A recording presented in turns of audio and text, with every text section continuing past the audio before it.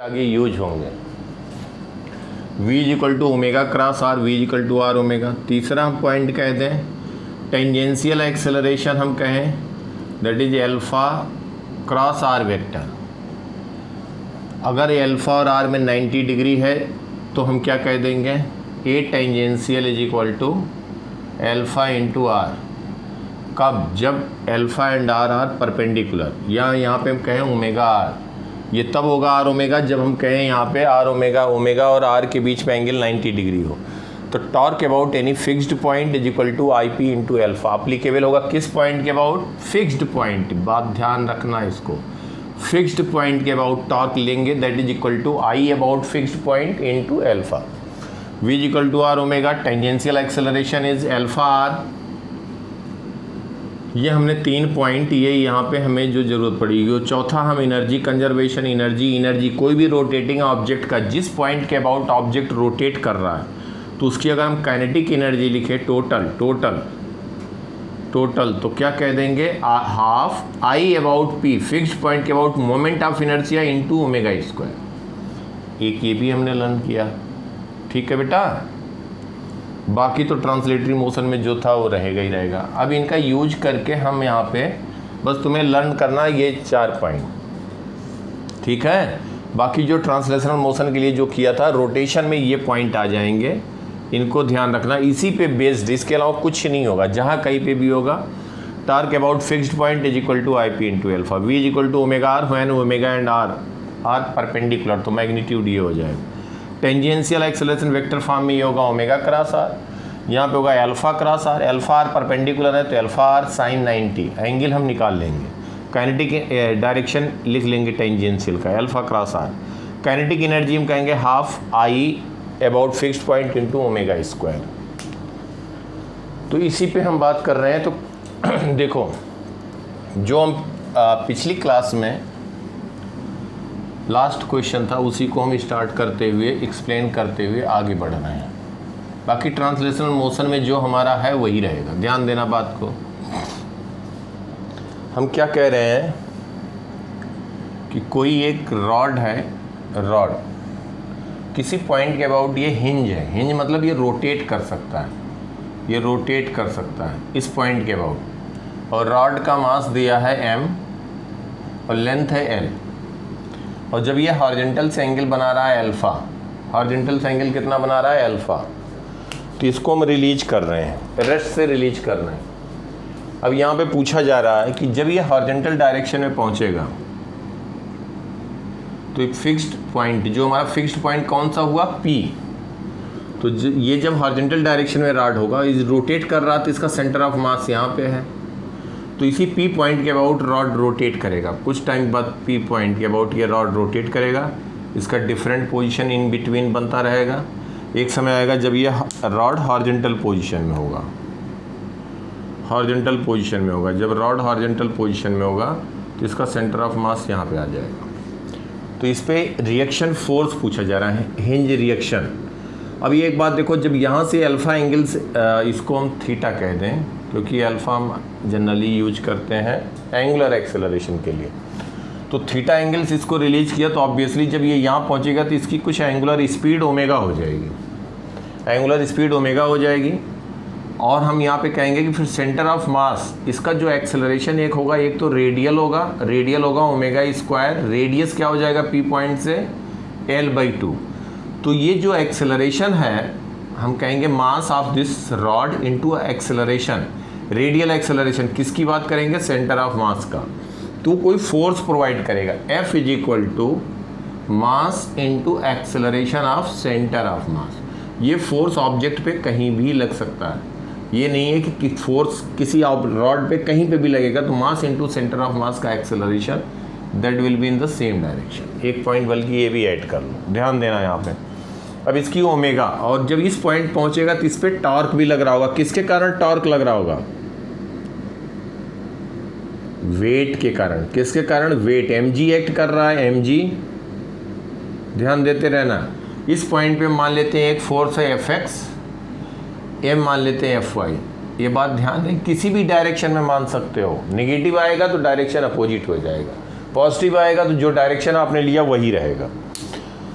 अब यहाँ पे ध्यान देना, जब इस पॉइंट पहुँचेगा तो इसकी एनर्जी हम क्या कहेंगे, पी पॉइंट के अबाउट ये रोटेट कर रहा तो इसकी एनर्जी, तो यहाँ स्टेशनरी इसको हम रिलीज किए तो रेस्ट से रिलीज किए, तो इसका सेंटर ऑफ मास कितना नीचे आया, drop in potential energy is equal to gain in kinetic energy from conservation of energy, from conservation of energy.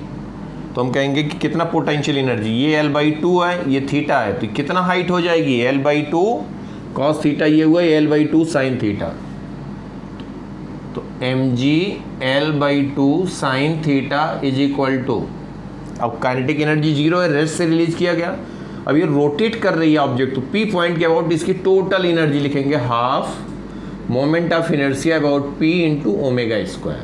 सबके समझ में आ रही है बात।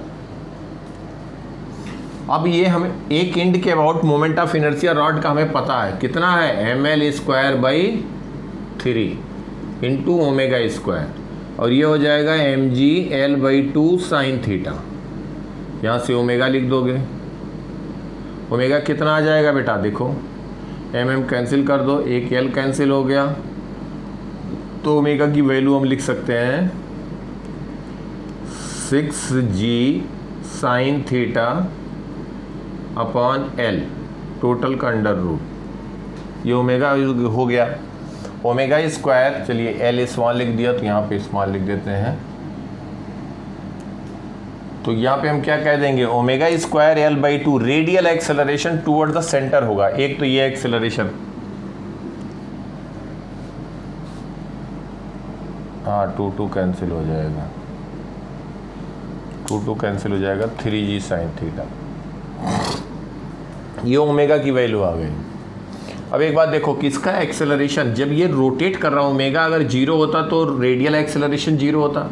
अब एक इसके अबाउट फिक्स्ड पॉइंट के अबाउट, फिक्स्ड पॉइंट के अबाउट इसलिए कह रहे हैं क्योंकि जो रिएक्शन फोर्स होगा उसका टॉर्क क्या हो जाएगा, फिक्स्ड पॉइंट के अबाउट जीरो, क्या हो जाएगा जीरो, तो हम कहेंगे mg L/2 परपेंडिकुलर डिस्टेंस क्या हो गया L/2, और इसका सेंस ऑफ रोटेशन किधर है, देखो ये जो mg है ये किधर रोटेट कराना चाह रहा P पॉइंट के अबाउट, इस डायरेक्शन में, तो हम क्या कहेंगे इसका डायरेक्शन आउटवर्ड, यही आउटवर्ड प्लेन होगा, अगर ये वर्टिकल प्लेन में है तो परपेंडिकुलर आउटवर्ड हो जाएगा डायरेक्शन, तो हम यहाँ पे कह देंगे mg torque about p is equal to I about p into alpha, fixed point p है, तो हम लिखेंगे mg L/2 is equal to ml/3 I about p point into alpha, mm cancel हुआ, एक L कैंसिल हुआ, तो alpha कह देंगे 3g/2l, ये एंगुलर एक्सेलरेशन हुआ है। अब एंगुलर एक्सेलरेशन अल्फा है, तो टेंजेंशियल एक्सेलरेशन हमने क्या बताया, alpha into perpendicular distance, omega इधर है, अल्फा का डायरेक्शन भी इधर है, क्योंकि टॉर्क इसी डायरेक्शन में है, तो टॉर्क जिस डायरेक्शन में होगा उसी डायरेक्शन में तो अल्फा होगा, अल्फा इसी डायरेक्शन में, तो पी पॉइंट का एक्सेलरेशन टेंजेंशियल क्या कहोगे, इसी डायरेक्शन में आ जाएगा टेंजेंशियल एक्सेलरेशन, कितना हो जाएगा tangential acceleration, alpha into L/2, alpha into L/2, किसका tangential acceleration, centre of mass का, सेंटर ऑफ मास का, तो अल्फा इंटू L/2 क्या लिखोगे 3g/4, ये टेंजेंशियल एक्सेलरेशन है। अब रॉड की बात देखो, रॉड की बात देखो, तो ये हॉरिजॉन्टल जब है ये रॉड P पॉइंट के अबाउट, P पॉइंट के अबाउट, तो इस पे P पॉइंट के अबाउट, तो इस पे फोर्स क्या लग रहा है, एक तो x डायरेक्शन में लग रहा है Fx, एक लग रहा है Fy, ये हमने ले लिया इस डायरेक्शन में, और इसका जो सेंटर ऑफ मास का एक्सेलरेशन है, एक है रेडियल, एक है टेंजेंशियल, टेंजेंशियल ये एक्सेलरेशन है, और इसका वेट mg एक्ट कर रहा है डाउनवर्ड। हमें बताना क्या है, Fx Fy की वैल्यू बतानी है, समझ में आ रही बात। ये फ्री बॉडी डायग्राम किसका हो गया, रॉड का, FBD of rod, FBD of rod. ये AT जो आया वो किसके कारण आया, एंगुलर एक्सेलरेशन के कारण आया। यहाँ तक सबके समझ में आ रही है बात। अब क्या कहेंगे, net force along x direction is equal to mass into acceleration of centre of mass of rod, तो Fx is equal to m into क्या लिख दोगे कितना एक्सेलरेशन है एक्स डायरेक्शन में, ए आर। तो F X is equal to M into radial acceleration along X, क्योंकि हम एक्स डायरेक्शन की फोर्स की बात कर रहे हैं। तो F X is equal to M into, यही फोर्स प्रोवाइड करेगा सेंट्रीपिटल एक्सेलरेशन, एम से मल्टीप्लाई कर दिया तो this will become centripetal force, M into A C M कितना है बेटा, that is along X A R हम लिखेंगे ओमेगा स्क्वायर, ए आर अगर हम लिखें A R is omega square L by two, तो omega square L by two कितना हो जाएगा 3g साइन थीटा बाई 2, यही हो जाएगा ना, बोलो। यहाँ से देखो ओमेगा स्क्वायर कर देंगे 3g sine theta by L इधर आ गया, तो ओमेगा स्क्वायर एल बाई 2 करेंगे तो ये वैल्यू आ जाएगी। तो M into A R radial acceleration 3g sine theta by 2, तो इसको कह देंगे 3mg साइन थीटा बाई 2, ये एफ एक्स हो गया। एफ वाई के लिए क्या लिखें, एफ वाई के लिए नहीं, एफ वाई में देखो इस पे वाई डायरेक्शन में net force along Y direction, ध्यान देना भाव, दिव्यम सोमिल, समझ में आ रही बात यहां तक। तो क्या कहोगे M G minus F Y, M G minus net force along downward direction is equal to acceleration downward है तो एम जी एफ वाई से बड़ा होगा, net force downward is equal to mass into acceleration of centre of mass along Y direction. तो यहाँ पे हम लिख देंगे M G minus F Y is equal to M into A C M along Y, तो F Y आ जाएगा M G minus M, ए C M along Y कितना है 80 टेंजेंशियल, कितनी वैल्यू है 80 का 3g बाई 4, ये कितना हो जाएगा mg बाई 4। ये समझ में आई बात सबको, बोलो। अगर हम कहते हैं, अगर इसी में हम पूछते हैं कि इसी में अगर हम बेटा कहते हैं कि आपको बताना है, इसी में अगर पूछते कि इसका hinge reaction F X F Y बताना है at the instant when rod is released, एक बार करो अपने आप जल्दी जल्दी, स्क्रीनशॉट लो बेटा, हम मिटाएं तब तक, ले लिया।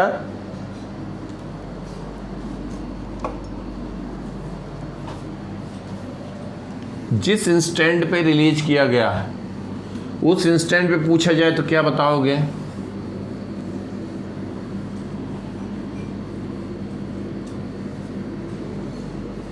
जिस इंस्टेंट पे रिलीज किया गया,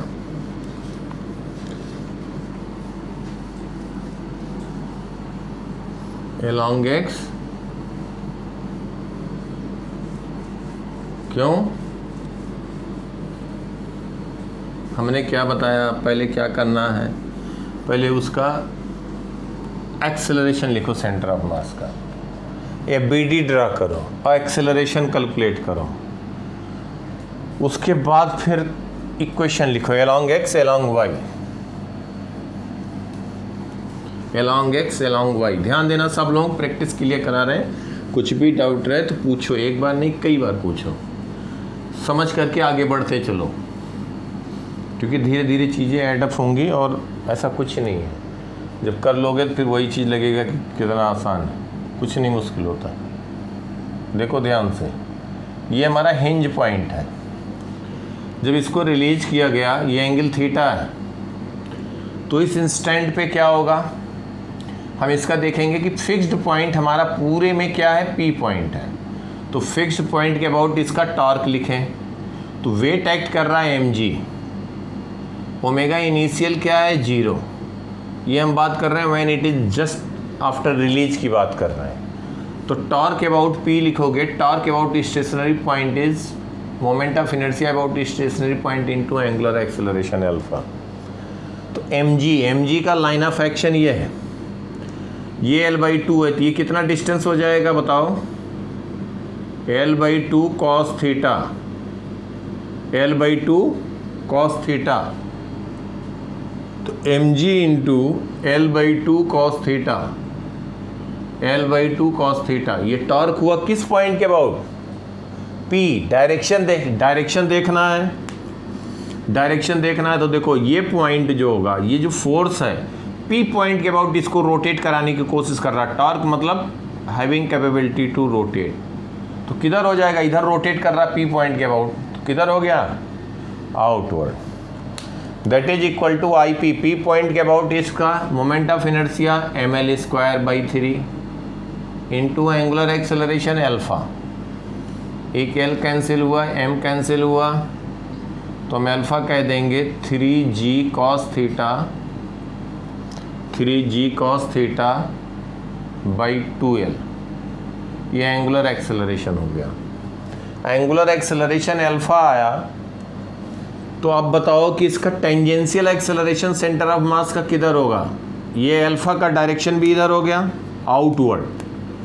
बेसिकली अल्फा का डायरेक्शन है आउटवर्ड, ये रोटेट कर रहा टॉर्क के डायरेक्शन में, आउटवर्ड हुआ। आर वेक्टर ये है, वेक्टर फॉर्म में अगर हम देखें, देख लो, नहीं तो हमें अल्फा का डायरेक्शन ये है, ध्यान देना, alpha into perpendicular distance. Alpha इस पॉइंट का हमें लिखना है टेंजेंशियल एक्सेलरेशन, तो अल्फा इंटू आर। अल्फा ये डायरेक्शन किधर है? आउटवर्ड। ये पेन से देखो, रेड पेन से आर वेक्टर को ये कहें या यहाँ पे कहें, बात एक ही है। P पॉइंट से सेंटर ऑफ मास को जो लाइन ज्वाइन करेगा, that will become R vector. तो ये vector magnitude as well as direction यहाँ पे भी लिख सकते हैं। तो ये हो गया हमारा अल्फा का डायरेक्शन, ये हो गया हमारा R vector.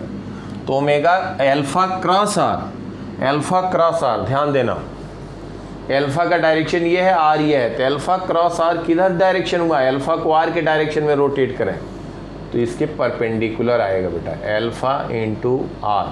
Tangential acceleration, tangential acceleration, समझ में आ रही बात?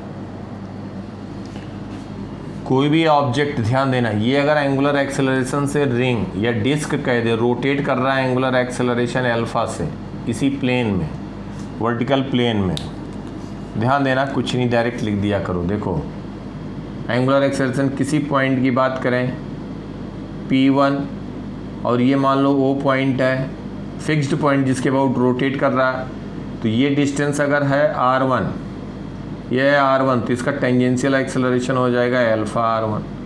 यहाँ से R2 डिस्टेंस पे बात करें तो ये हो जाएगा अल्फा R2। यहाँ पे कहीं पे इसके सर्कमफ्रेंस बात करें, रेडियस R है, तो इस लाइन के परपेंडिकुलर अल्फा R, ये टेंजेंशियल एक्सेलरेशन हो जाया करेगा।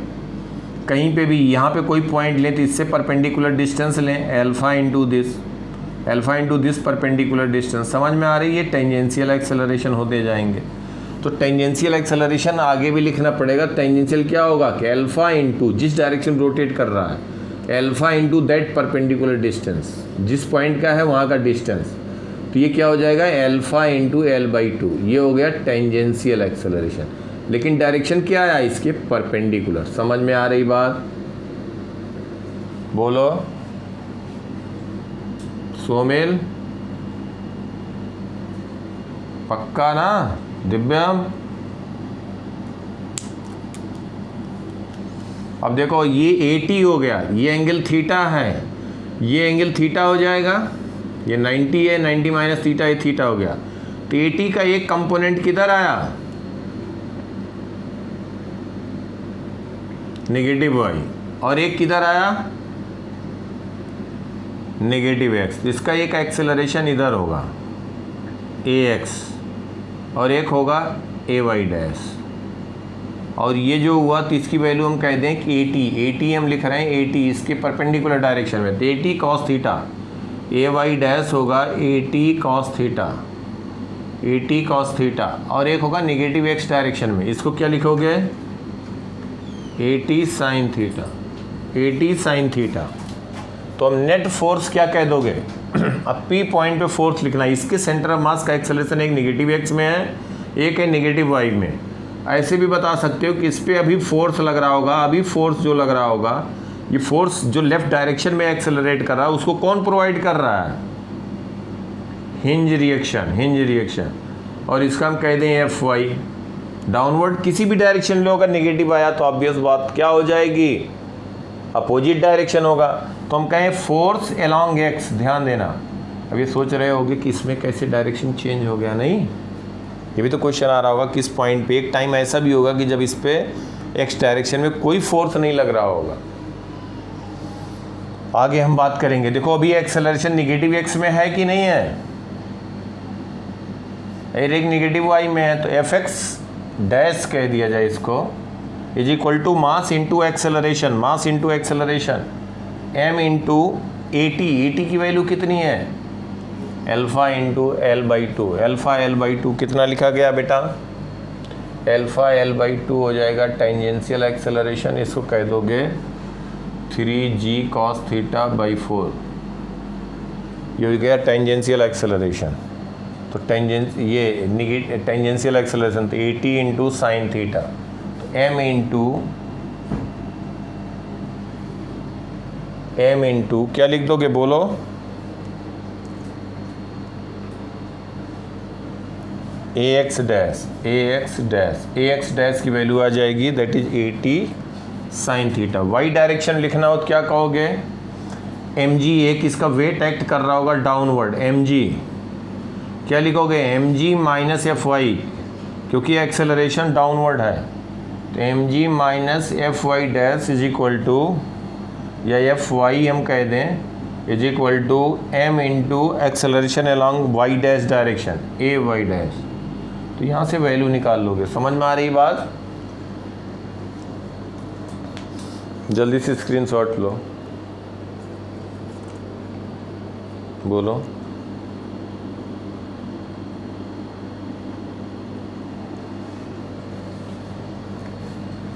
ये डायरेक्ट, ये जो एक्सेलरेशन है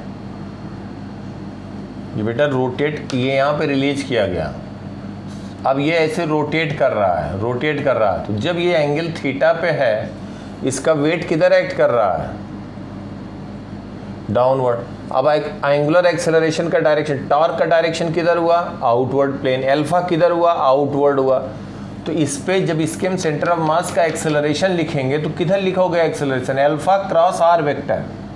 एल्फा का डायरेक्शन किधर है? ये। आर वेक्टर ये। तो एल्फा क्रॉस आर का डायरेक्शन इसके परपेंडिकुलर आएगा। एल्फा और आर वेक्टर के प्लेन के परपेंडिकुलर होगा। एल्फा ये है, आर ये है, तो ये प्लेन हुआ, इसके परपेंडिकुलर होगा। एल्फा क्रॉस आर वेक्टर, दो वेक्टर का क्रॉस प्रोडक्ट क्या होता है? डायरेक्शन। इसके परपेंडिकुलर होगा। दोनों वेक्टर का जो क्रॉस प्रोडक्ट है, जो भी प्लेन कंटेन कर रहे होंगे, उसके परपेंडिकुलर होगा। तो इसलिए जब एंगुलर एक्सेलरेशन एल्फा है तो इस पॉइंट कहें एल्फा आर, इसका कहें एल्फा आर, इसका कहें alpha R, R by two पे कहें एल्फा आर बाई टू, इस पॉइंट पे लें एल्फा आर बाई टू, इधर एल्फा आर बाई टू, इधर एल्फा आर बाई टू। हर एक पॉइंट का उस लाइन पे और जो होगा परपेंडिकुलर डायरेक्शन। इसको मिटाएं।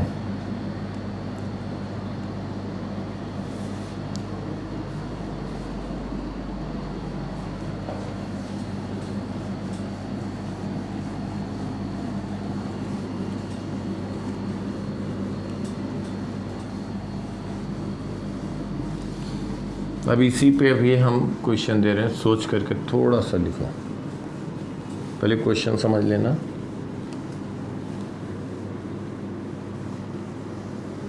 क्या कह रहे हैं कि जैसे मान लो कोई एक लैमिना है, रेक्टेंगुलर लैमिना, इसको हम किसी पॉइंट पे हिंज कर दिए। हमारी ये फिंगर देखो, हिंज कर दिया और कहीं सपोर्ट रखेंगे तभी हॉरिजॉन्टल में होगा। जैसे ही ये हॉरिजॉन्टल प्लेन में है, ये वर्टिकल प्लेन में ऐसे है, इसको रिलीज किया तो ये रोटेट कर गया कि नहीं? इसी पॉइंट के अबाउट ये रोटेट कर गया। तो जैसे इसको रिलीज कर रहे हैं तुरंत हिंज रिएक्शन बताना है। समझ में आ रही बात? क्वेश्चन समझ में आया? जस्ट आफ्टर रिलीज एक रेक्टेंगुलर लैमिना जिसका मास m है, लेंथ है a, विड्थ है b, और ये जो है ओ पॉइंट है, ओ पॉइंट है। इसमें पूछा गया है just after release find hinge reaction. ये रेक्टेंगुलर लैमिना है, कैसे स्टार्ट किया जाए ये बताओ। तो सबसे पहले बात क्या करेंगे, बिल्कुल लिखेंगे। पहले हम क्या करेंगे कि इसका सेंटर ऑफ मास लोकेट कर दिया, और जैसे ही इसको किसी एक्सटर्नल सोर्स से, यहाँ पे ये हिंज है, इसको मैंने होल्ड किया, हटाया गया तो ये रोटेट कर जाएगा।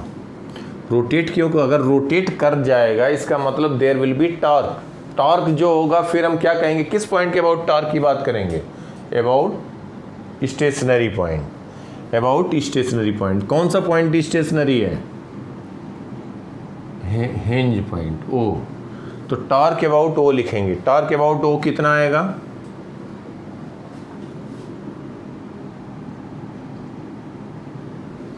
तो टॉर्क की वैल्यू कितनी आएगी, इस पे क्या होगा। अब इसका फ्री बॉडी डायग्राम ड्रा करें, देखो इस पे हम क्या कहेंगे,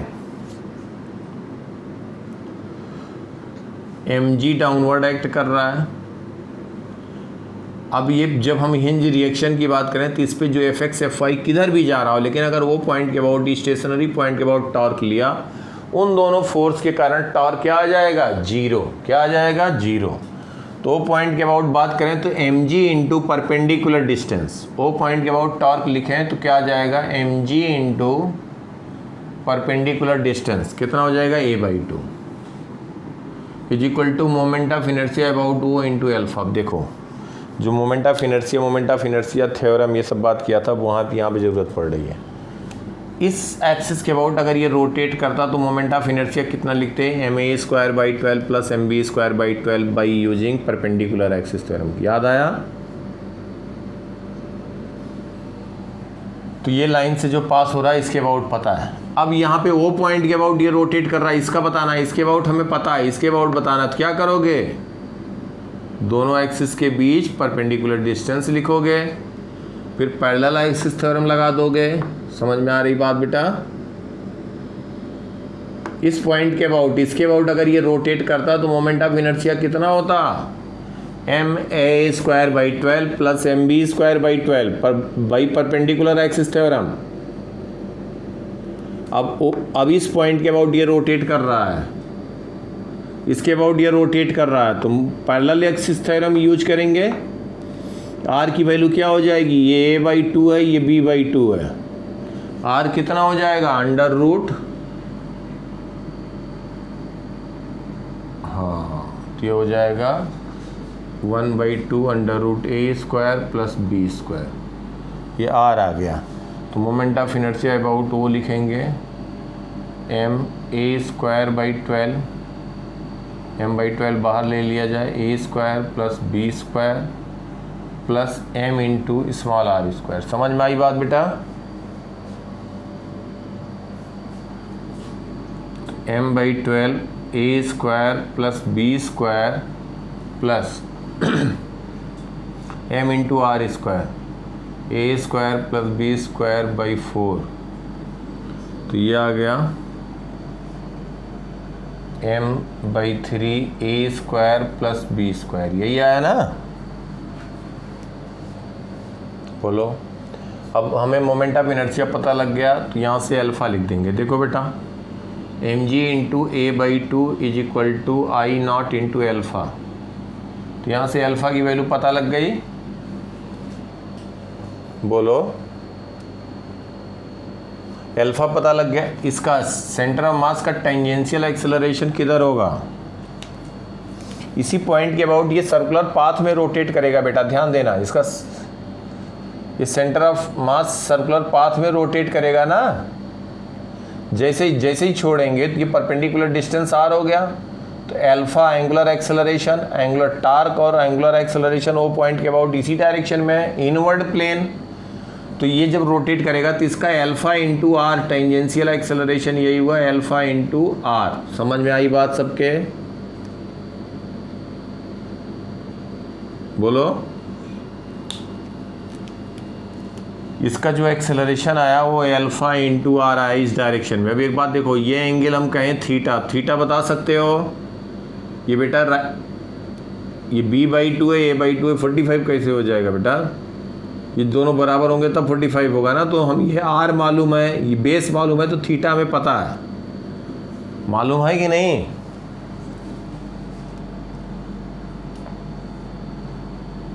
ये बेटा b/2 है, ये a/2 है, ये r है, √a² प्लस b² 1/2। तो ये थीटा बता देंगे, थीटा पता है। तो ये देखो, ये थीटा एंगल है, तो ये एंगल कितना हो जाएगा? 90 है, 90 माइनस थीटा, ये 90 है, ये एंगल कितना हो जाएगा? थीटा। समझ पा रहे हो बेटा? इसका एक कंपोनेंट कह दोगे 80 cos थीटा। ये थीटा कैसे हुआ? ये टोटल 180 होगा, ये थीटा है, 90 है, ये 90 माइनस थीटा हुआ, ये 90 है, तो ये थीटा ही तो हुआ, तभी तो सम 180 आएगा। अब हम कह देंगे कि इसका एक कंपोनेंट, ध्यान दो यहाँ पे, 80 cos थीटा किस डायरेक्शन में हुआ? Downward. 80 cos theta, 80 sin theta leftward हुआ, 80 sin थीटा। इसको कह दें ax डैश, इसको कह दें ay डैश। 80 cos थीटा, समझ में आई बात? 80 कितना है? 80 कितना है?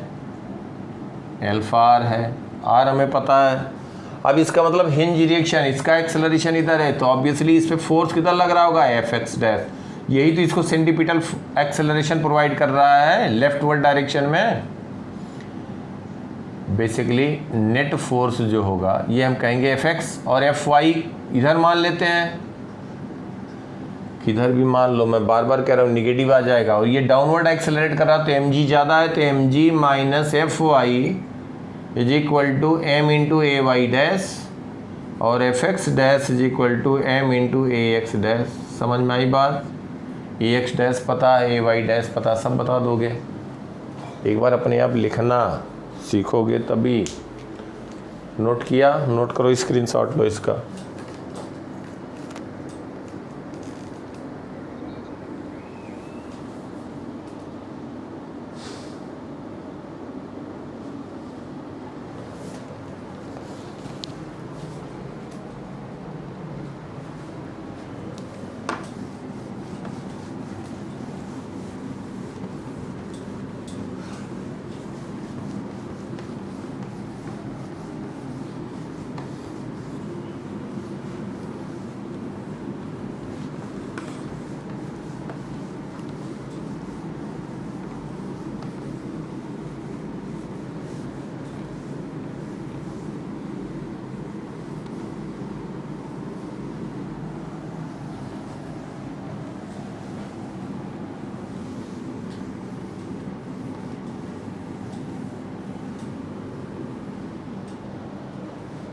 देखो, अगर जैसे हम कहें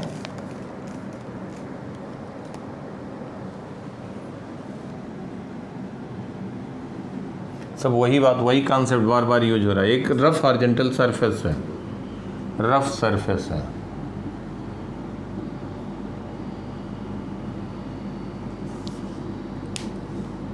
और एक रॉड वर्टिकल डायरेक्शन में, एक रॉड वर्टिकली यहाँ पे रॉड है, मास एम, लेंथ एल, इसका सेंटर ऑफ मास यहाँ पे कहीं होगा। इसको हम कहें कि ये स्लाइटली डिस्प्लेस करके छोड़ दिया गया, और sufficiently rough surfaces such that there is no slipping between rod and horizontal surface. Sufficiently rough कह देने का मतलब हो गया कि there is no slipping, sufficiently rough surface, no slipping between rod and horizontal surface.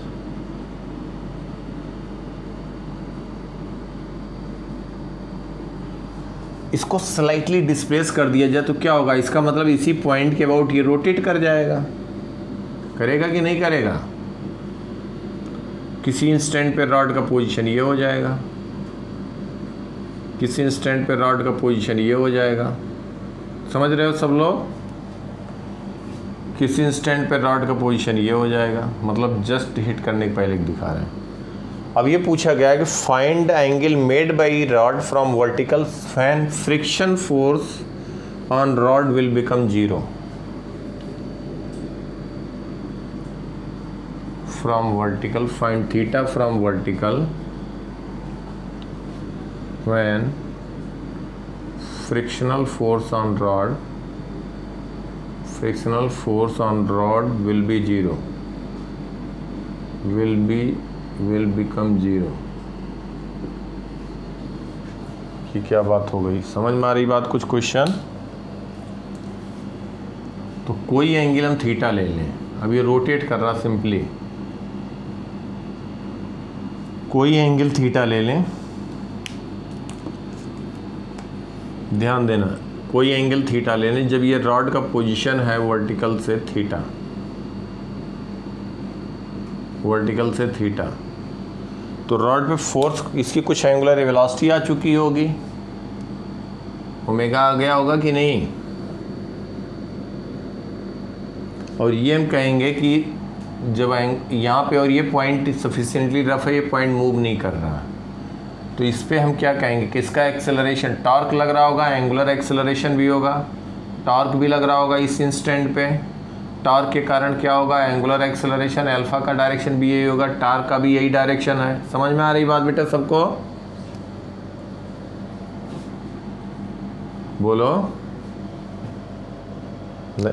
नहीं समझ में आ रहा है? सही सही बताओ।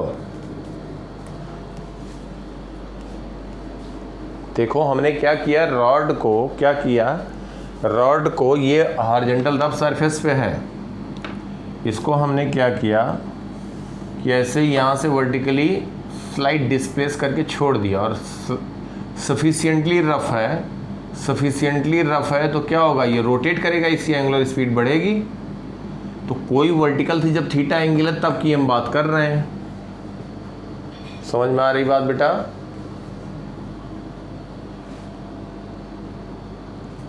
बोलो।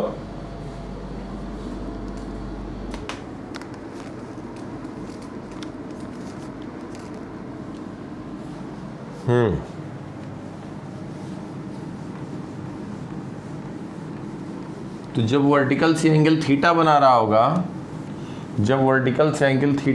होगा, उस इंस्टेंट पे हम इसका एनर्जी कंजर्वेशन से ओमेगा बता सकते हैं या नहीं?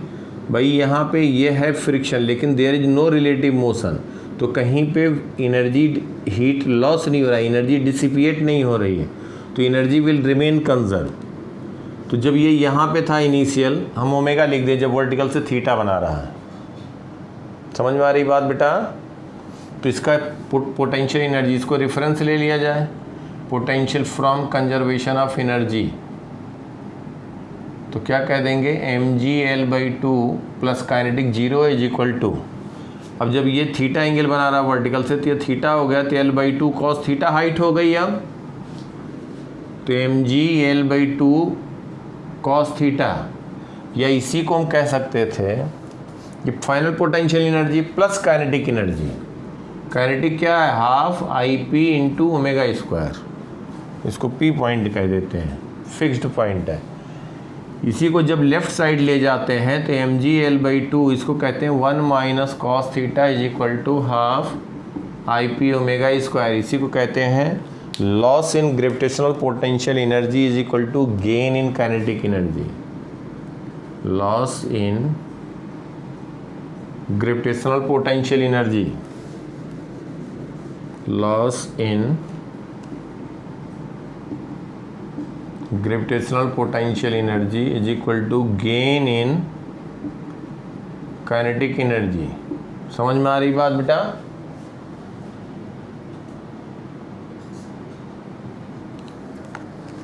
तो यहां से क्या आ जाएगा, बोलो, ओमेगा। क्या आ जाएगा, ओमेगा। तो mgL/2 1 minus cos theta is equal to half IP है mL² by 3 into omega square.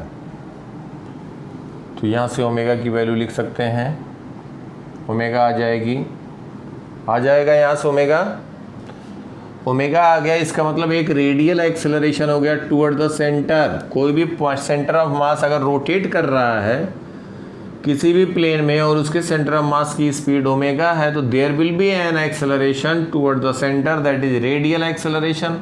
इसको हम दिखा रहे हैं ए आर की वैल्यू हो जाएगी ओमेगा स्क्वायर L/2। ये समझ में आया यहाँ तक। दूसरा फिक्स्ड पॉइंट के अबाउट अगर हम बात करें तो टॉर्क एक एंगुलर एक्सेलरेशन क्रिएट करेगा। टॉर्क क्या हो जाएगा, पी पॉइंट के अबाउट, टॉर्क के about fixed point is equal to I P into alpha. P point के अबाउट mg डाउनवर्ड एक्ट कर रहा है, mg L/2 cos theta L/2 sine theta, तो mg L/2 sine theta is equal to P point के about क्या हो जाएगा, mL/3 into alpha. ये बेटा समझ में आया, बोलो। यहाँ से अल्फा आ गया तो टेंजेंशियल एक्सेलरेशन किधर होगा, अल्फा की डायरेक्शन ये है, पी पॉइंट के अबाउट रोटेट कर रहा, सेंटर ऑफ मास रोटेट कर रहा, तो टेंजेंशियल इसके टेंजेंट डायरेक्शन में होगा, दैट इज अल्फा L/2। समझ में आ रही बात बेटा, alpha L/2, alpha angular acceleration है। ये पॉइंट हमेशा ये सर्कुलर पाथ में होगा, तो जब ये अल्फा एंगुलर एक्सेलरेशन है तो अल्फा इंटू परपेंडिकुलर, ये पॉइंट का डिस्टेंस कितना हो गया L/2, तो टेंजेंशियल डायरेक्शन में बताया, डायरेक्टली लिखो। ये समझ में आई बात यहाँ तक, सही सही बताओ भावुक, समझ में आ रहा बेटा सब। दिव्यम, अंजलि, सब क्लियर। अभिषेक, शिवांश,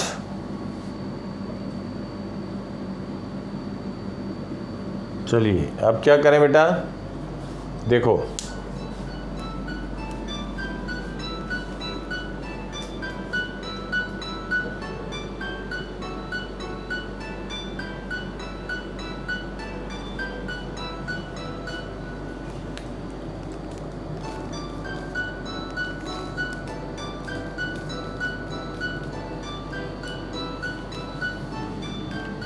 लिखे बेटा, देखो यहां तक समझ में आया अल्फा और ओमेगा। हाँ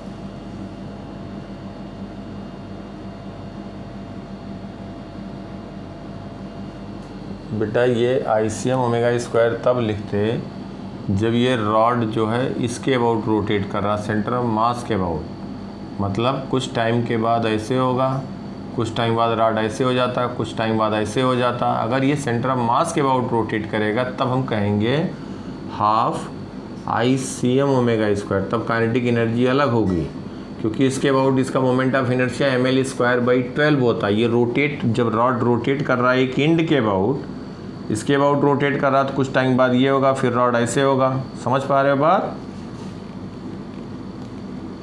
तो इसका काइनेटिक एनर्जी कुछ अलग होगा। तो इसके about moment of inertia mL/3, तो इसी के अबाउट तो रोटेट कर रहा है ये रॉड। जब सेंटर ऑफ मास के अबाउट रोटेट करता है ये रॉड, तब फिर हम लिखते हैं हाफ ICM ओमेगा स्क्वायर। समझ में आई बात। तो यहाँ पे अल्फा आ गया, ओमेगा आ गया, क्लियर बिल्कुल। अल्फा आने से टेंजेंशियल एक्सेलरेशन आ गया। अब देखो, अब इसकी बात करें, ध्यान देना, स्क्रीनशॉट ले लो, लिया।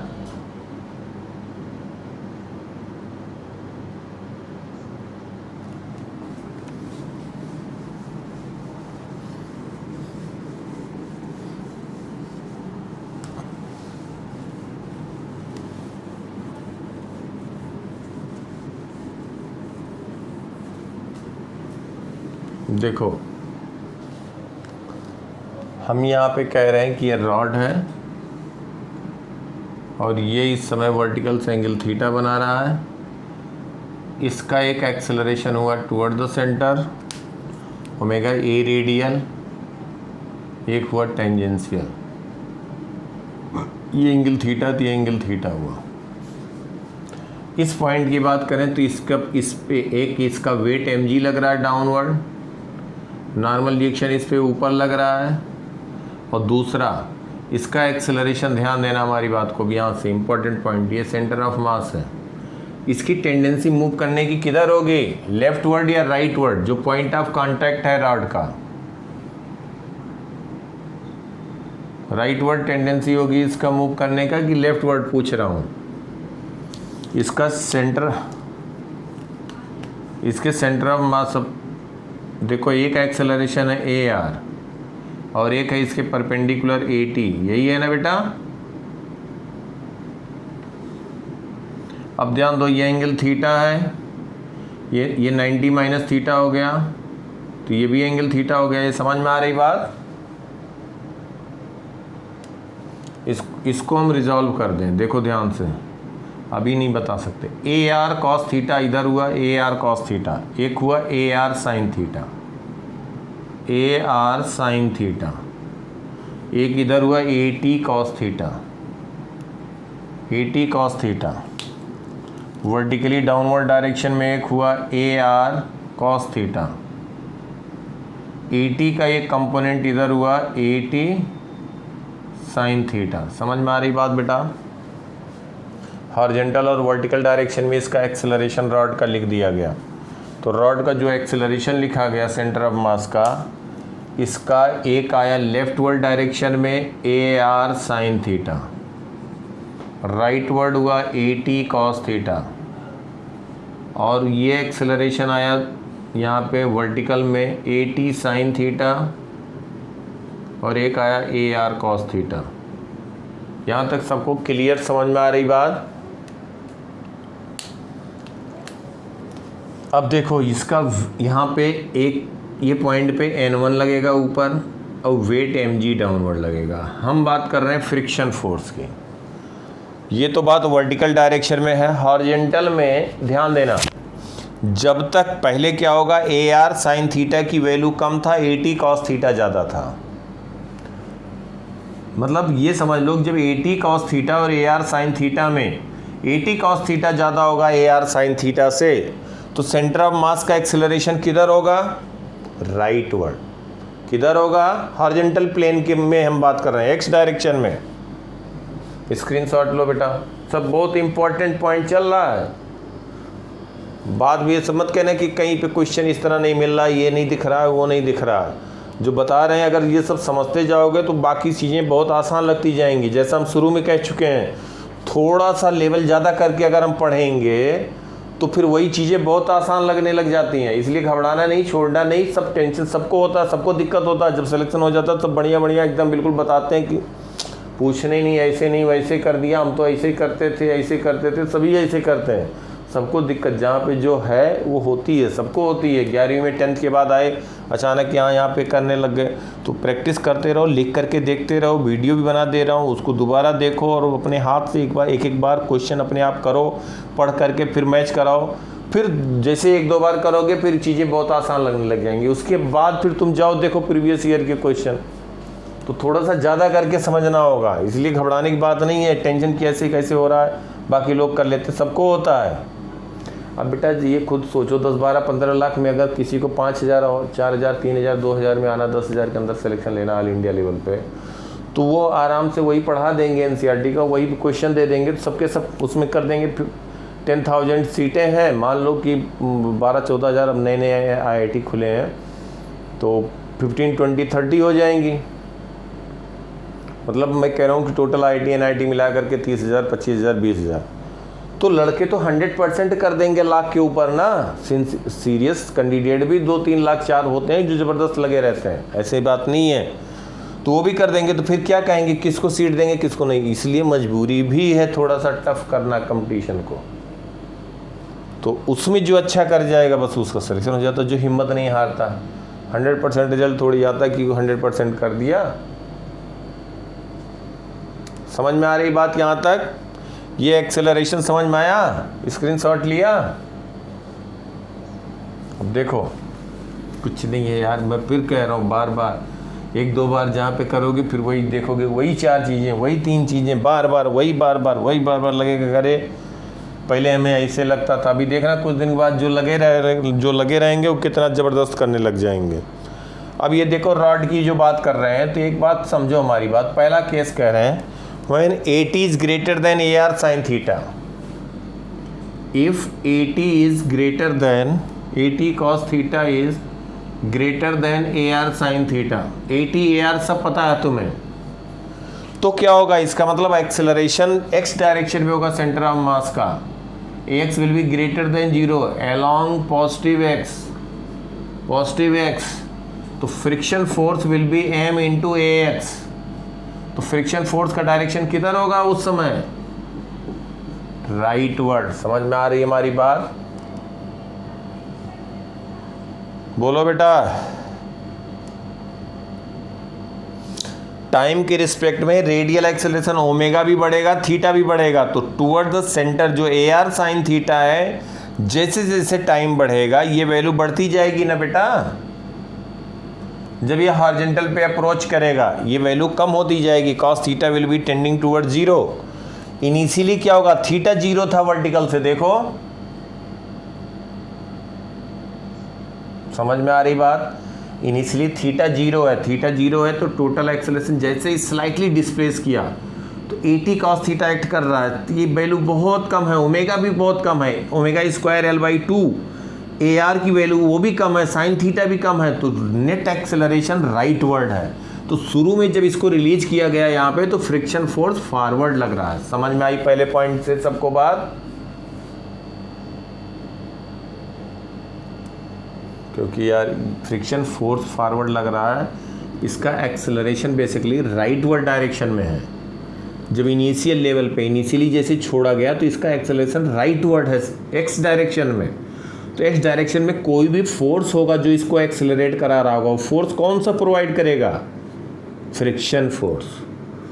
तो टी जैसे ही रिलीज किया गया, जस्ट आफ्टर रिलीज ये वैल्यू क्या हो जाएगी, ये cos थीटा मैक्सिमम होगा। थीटा 1 डिग्री 2 डिग्री 5 डिग्री, तो ये वैल्यू टेंडिंग टूवर्ड्स 0 होती है, वैल्यू 1 होती है। ओमेगा की जो वैल्यू होगी, ओमेगा इसको ये tangential acceleration alpha into L/2 tangential हुआ, तो उसका कंपोनेंट हम कह रहे हैं AT cos थीटा की वैल्यू ज़्यादा होगी, ये 0 होगी क्योंकि AR क्या omega square into L/2। Omega initially 0 होगा, जैसे से हम यहाँ पे ये थीटा एंगल बढ़ता जाएगा इसकी ओमेगा की वैल्यू बढ़ती जाएगी, थीटा भी बढ़ता जाएगा। समझ में आ रही बात? तो पहले केस में जब ये AT cos थीटा की वैल्यू इससे ज़्यादा होगी तो ये एक्सेलरेशन सेंटर ऑफ मास का राइटवर्ड डायरेक्शन में होगा। तो इस पे फ्रिक्शन फोर्स ही है जो इसको एक्सेलरेट करा रहा है राइटवर्ड डायरेक्शन में। तो ये फ्रिक्शन फोर्स किधर लगेगा, राइटवर्ड लगेगा। Friction force is equal to mass into acceleration. दूसरे केस में if AT cos theta is lesser than AR sin theta, जैसे से थीटा बढ़ेगा ये वैल्यू कम होती जाएगी। बोलो, अगर ये वैल्यू कम होती जाएगी तो ये बढ़ती जाएगी, तो क्या होगा, हॉरिजॉन्टल डायरेक्शन में एक्सेलरेशन की बात क्या कहोगे, हॉरिजॉन्टल डायरेक्शन में एक्सेलरेशन लेफ्टवर्ड होता जाएगा। तो जब लेफ्टवर्ड ये एक्सेलरेट कर रहा होगा तो फ्रिक्शन फोर्स का डायरेक्शन भी लेफ्टवर्ड हो जाएगा। F is equal to M into AX dash F dash, leftward direction हो जाएगा, लेफ्टवर्ड। ये समझ में आई बात? ये दिया सफिशिएंटली रफ है such that there will be no relative motion between rod and horizontal surface, तो लेफ्टवर्ड हो जाएगा। क्लियर यहाँ तक की बात? एक समय ऐसा होगा जब दोनों की वैल्यू सेम हो जाएगी। If AT cos theta is equal to AR sin theta,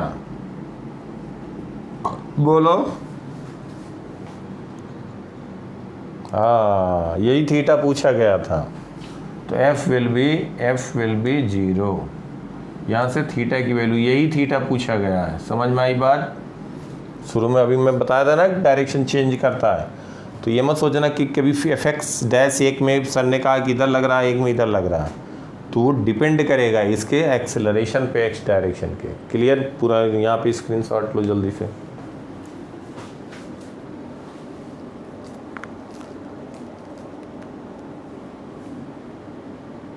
लिया?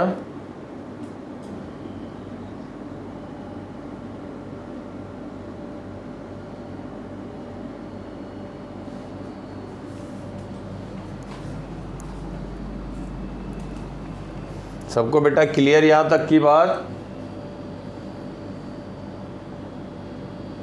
बोलो बेटा, सबको क्लियर अच्छे से? गुड।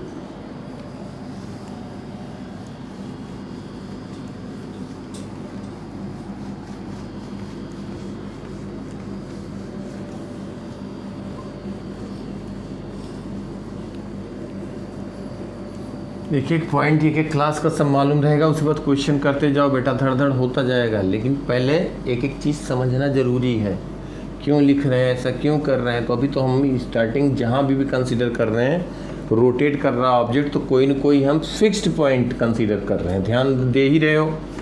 तो यहाँ पे हम फिक्स्ड पॉइंट के अबाउट लिख रहे हैं। तो जहाँ पे इस तरह की बात आए तो फटाफट वही 2 3 4 चीज़ें हैं बस दे करके। अब देखो स्पूल देखा होगा आप लोगों ने, स्पूल ये क्या, जैसे हम दिखाएं स्पूल का जैसे डायग्राम बना रहा हूं,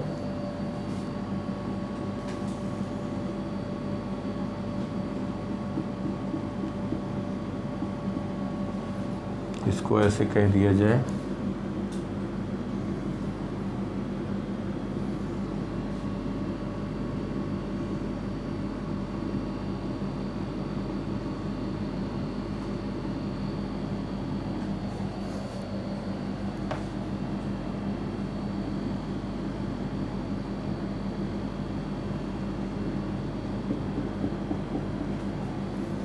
फिगर समझ में आ रहा है बेटा? फिगर समझ में आ रहा है? जैसे 2 डिस्क होते हैं, 2 यहाँ पे, और इसको हम कह दें, इसका रेडियस, इसका मान लें कि जैसे 2 हैवी डिस्क साइड पे लगे हुए हैं और ये है रॉड, तो इसका रेडियस हम कह दे रहे हैं r, इसको कह रहे हैं 2r, और इसके ऊपर स्ट्रिंग रैप्ड कर दिया जाए। ध्यान देना, इसके ऊपर स्ट्रिंग रैप कर दिया जाए और यहाँ पे कोई एक मास अटैच कर दिया जाए। स्ट्रिंग रैप करके हम यहाँ पे अटैच कर दे रहे हैं। अब इसका साइड व्यू अगर देखेंगे, ध्यान देना, साइड व्यू, साइड से जब हम देखेंगे तो हमें क्या दिखेगा, साइड व्यू, ध्यान देना। अब इसी को हम यहाँ पे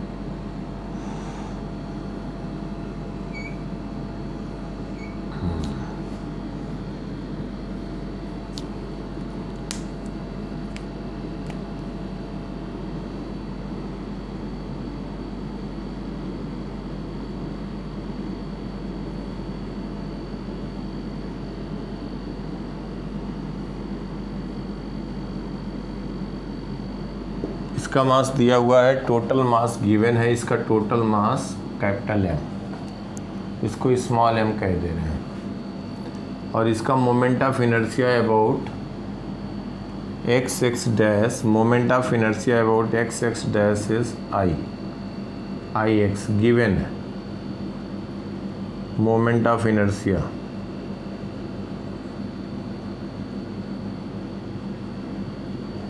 अब इसी का साइड व्यू ये दिखाया गया, साइड व्यू, साइड से देखेंगे और ये जो वायर जो यहाँ पे स्ट्रिंग है जो इस पे रैप्ड है, इसको एक पुली से पास करा करके स्मॉल m से अटैच कर दिया गया। समझ में आ रही बात बेटा? ये रफ सरफेस है, रफ सरफेस। इसका दिया है कोफिशिएंट ऑफ रफ सरफेस, यहाँ पे कोई नहीं, इक्विलिब्रियम में कर देते हैं, एट इक्विलिब्रियम, एट इक्विलिब्रियम। तो दिस इज रफ सरफेस, ये एंगल थीटा दिया है। Find small m and frictional force, frictional force ये पूछा गया। क्वेश्चन समझ में आया बेटा सबको? क्वेश्चन समझ में आया? एक बार क्वेश्चन समझ लो, अगर डाउट है तो क्वेश्चन मैं फिर से एक्सप्लेन करूँ। ये समझ गई? ये जो डायग्राम है ये एक्चुअल में ये है, इसका मोमेंट ऑफ इनर्शिया दिया है, ये रोटेट करने की टेंडेंसी होगी, एक्स डैश के अबाउट उसका मोमेंट ऑफ इनर्शिया दिया, इसका टोटल मास m है। लेकिन यही अगर साइड से हम देखेंगे, साइड व्यू देखेंगे तो हमें ये दिखेगा, और यहाँ से इसी स्ट्रिंग को एक स्मूथ पुली से पास करता हुआ, जब तक नहीं दिया जाएगा हम अपनी तरफ से रफ नहीं लेंगे, यहाँ स्मॉल m प्लेस कर दिया गया। तो m और फ्रिक्शन फोर्स पूछा गया, दिस इज इन इक्विलिब्रियम। तो ये तो रेडियस r हो जाएगा और ये वैल्यू हो जाएगी 2r। समझ में आई बात बेटा? क्वेश्चन समझ में आया?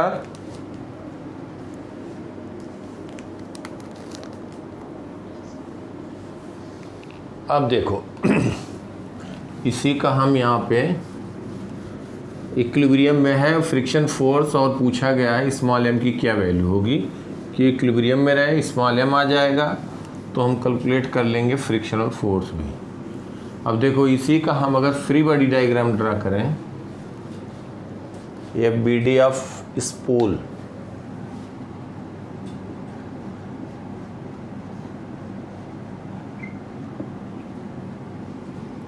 ध्यान देना बेटा, इस पे एक टेंशन लग रहा होगा स्ट्रिंग में, इसका वेट सेंटर से वेट डाउनवर्ड लग रहा होगा, एक नॉर्मल रिएक्शन लग रहा होगा ड्यू टू दिस फोर्स, और इस पॉइंट पे फ्रिक्शन फोर्स लग रहा होगा। अब फ्रिक्शन फोर्स चिंता मत करो कि अपवर्ड लग रहा होगा डाउनवर्ड लग रहा होगा, कोई डायरेक्शन ले लो। पॉजिटिव आएगा तो जो आपने डायरेक्शन दिया सेम है, नेगेटिव आया तो डायरेक्शन अपोजिट कर दोगे। समझ में आ गई बात बेटा? तो इस पे हम मान लेते हैं फ्रिक्शन अपवर्ड डायरेक्शन में, अगर इसकी टेंडेंसी मूव करने के पीछे होगी। और एक इसका अब हम यहाँ पे कह देंगे कि ये इस पे फोर्स लग रहे हैं, इसके अलावा और कोई फोर्स, इसके अलावा कोई और फोर्स,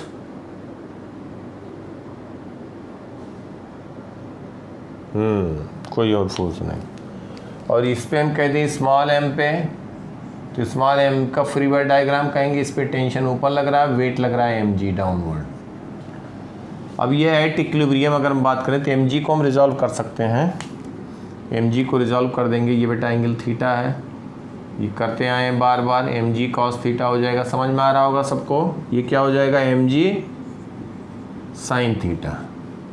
एट इक्विलिब्रियम हम कहेंगे t is equal to small mg first, दूसरा इसको हम कह दें n1 is equal to mg cos theta, capital mg cos theta second.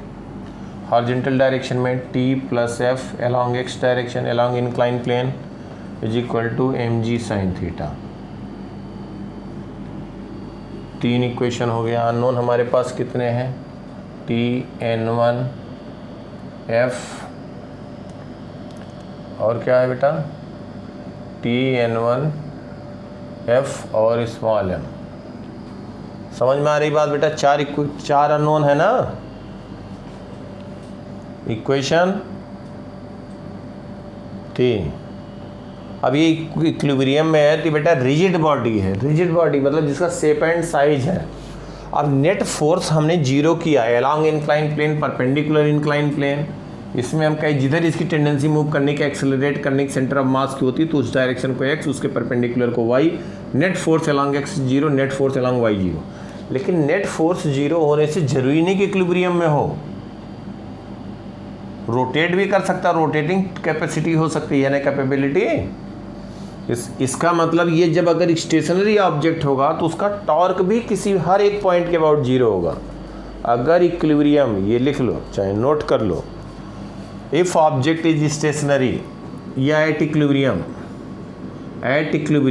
Net torque at equilibrium net torque will be zero, net torque will be zero about any point, किसी भी point के about zero होगा। अब देखो जैसे कोई object equilibrium में है तो net force along any direction zero होगा, लेकिन हम ये कोशिश करेंगे कि उस पॉइंट के अबाउट लिख लें जिसमें हमें अननोन जल्दी से आ जाए, कैलकुलेशन थोड़ा आसान रहे। अब मुझे बताओ कि किसके अबाउट लिखा जाए तो कैलकुलेशन थोड़ा सा इजी हो जाएगा, बोलो बेटा। इस फूल का सेंटर किसी के अबाउट लिख सकते हैं। यहाँ पे ये पॉइंट लेंगे तो एफ और एम जी कॉस थीटा ये हो जाएगा, N1 के कारण टॉर्क 0 हो जाएगा। यहाँ से देखो F पास हो रहा है, N1 पास हो रहा है, तो एम जी के कारण ये एम जी साइन थीटा आएगा। अब चलो एम जी को हमने 2 कंपोनेंट कर दिया तो ये हट गया, अब हमारा ये 2 कंपोनेंट हो गया, इन्हीं के रिजल्टेंट एम जी था ना बेटा। इस पॉइंट के अबाउट लिखेंगे तो F हट जाएगा, डायरेक्ट T आ जाएगा। देखो N1 यहीं से पास हो रहा है, F यहीं से पास हो रहा है, ऐसा है या नहीं। इस पॉइंट के अबाउट लेंगे तो T और F 2 अननोन है, T और F 2 अननोन है। थोड़ा कैलकुलेशन का भी ध्यान रखते चलो जहाँ टाइम कम लगे। इस पॉइंट के अबाउट लिखेंगे TF 2 आएगा, N1 का तब भी 0 होगा, लेकिन TF में 1 आएगा, फिर हमें सॉल्व करना पड़ेगा। अगर हम इस पॉइंट के अबाउट ले लेते हैं तो डायरेक्ट हमारा T आ जाएगा, क्योंकि N1 और F का टॉर्क 0 हो जाएगा। समझ में आई बात बेटा? लिख सकते हो, गलत नहीं होगा, फाइनल रिजल्ट वही आएगा। लेकिन अगर सेंटर ऑफ मास के अबाउट लिखोगे तो T और F 2 अननोन में इक्वेशन आएगी। इस पॉइंट के अबाउट लिखोगे तो डायरेक्ट T आएगा, क्योंकि N1 और F का 0 हो जाएगा। इस पॉइंट के अबाउट N1 का 0 होगा, Mg का 0 होगा, लेकिन Mg तो नोन है, तो ये रिलेशन T और F में आएगा। समझ में आ रही बात बेटा? बोलो तो क्या कह दोगे? तो इसके अबाउट लिया जाए टॉर्क, इसके अबाउट टॉर्क क्या लिखोगे?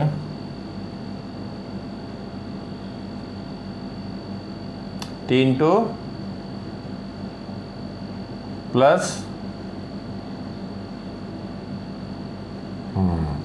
देखो इस पॉइंट के अबाउट ये जो टेंशन है, N1 का 0 हो गया, F का 0 हो गया और Mg cos थीटा 0 हो गया। ये जो होगा टेंशन, ये रोटेट कराना चाहेगा क्लॉकवाइज, Mg साइन थीटा चाहेगा एंटी क्लॉकवाइज। चाहेगा कि नहीं बेटा? तो नेट टॉर्क विल बी 0, तो वही हम लिख देते हैं, net torque will be 0।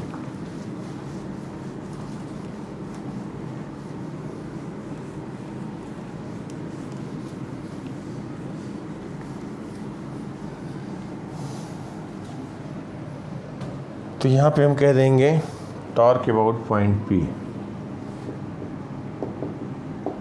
Torque about point P will be 0। क्या हो जाएगा बेटा बोलो?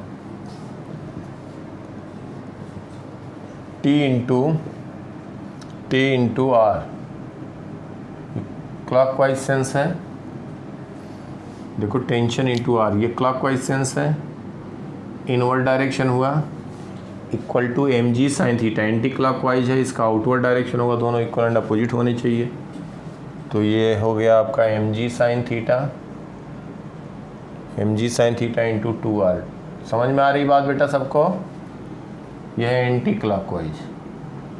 तो टॉर्क आ गया Mg sine 2Mg sine theta, sorry tension आ गया 2Mg साइन थीटा। T आ गया, F की वैल्यू बता दोगे, TF Mg साइन थीटा है, T है, T देखो कितना आ रहा है, ध्यान दो बेटा, 2Mg साइन थीटा आ रहा है। तो F क्या आ गया? निगेटिव। F निगेटिव नहीं आया, माइनस Mg साइन थीटा आना भी चाहिए। इसका मतलब जो हमने डायरेक्शन लिया उसके अपोजिट हो गया ना बेटा, आना भी चाहिए। क्यों आना चाहिए? देखो ध्यान से, अगर सेंटर ऑफ मास के अबाउट हम कहते हैं टॉर्क, तो ध्यान देना N1 का 0 होता है, Mg cos थीटा 0 होता है, Mg साइन थीटा 0 होता, T और F दोनों एक ही डायरेक्शन में होते थे, तो इसको रोटेट करा देंगे दोनों। इक्विलिब्रियम में कौन रखेगा? समझ पा रहे हो बात को? बोलो। तो इसलिए ये एक निगेटिव होगा, F इधर होगा एक्चुअल में, तो डायरेक्शन हम चेंज कर देंगे। अब इसके अबाउट लिखते तो F के कारण टॉर्क ये होता, F के कारण इधर होता, और टेंशन के कारण एंटी क्लॉकवाइज होता, तो नेट 0 होता। P पॉइंट के अबाउट कहेंगे तो ये टेंशन के कारण टॉर्क क्लॉकवाइज होगा, Mg साइन थीटा के कारण एंटी क्लॉकवाइज। समझ में आ गई बात? सब बता दोगे अब? तो जितने इक्वेशन उतने अननोन हो गए ना बेटा। समझ में आ रहा है? अब धीरे धीरे वही चीज़ बार बार हो रहा है। मिटाओ इसको, स्क्रीनशॉट लो बेटा जल्दी जल्दी से।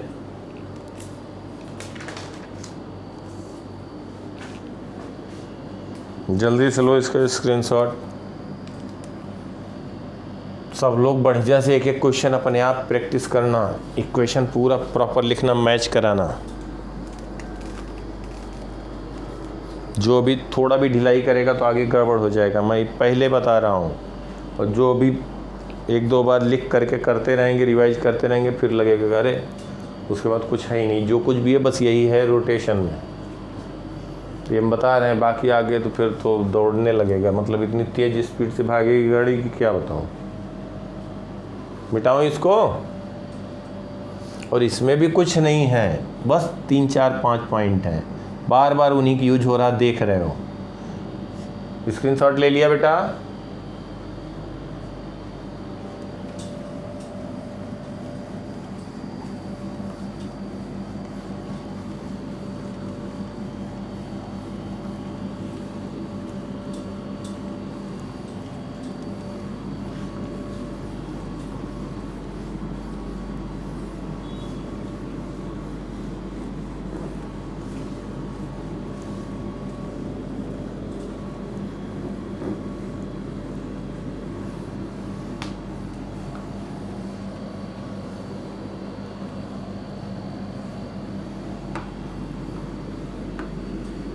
देखो, ये देखा होगा कि जैसे मान लो यहाँ पे एक क्वेश्चन दिया है कि ये वर्टिकल वॉल है, वर्टिकल वॉल है और ये हॉरिजॉन्टल सरफेस वर्टिकल वॉल। यहाँ पे एक रॉड रखा जा रहा है, रॉड रखा जा रहा है।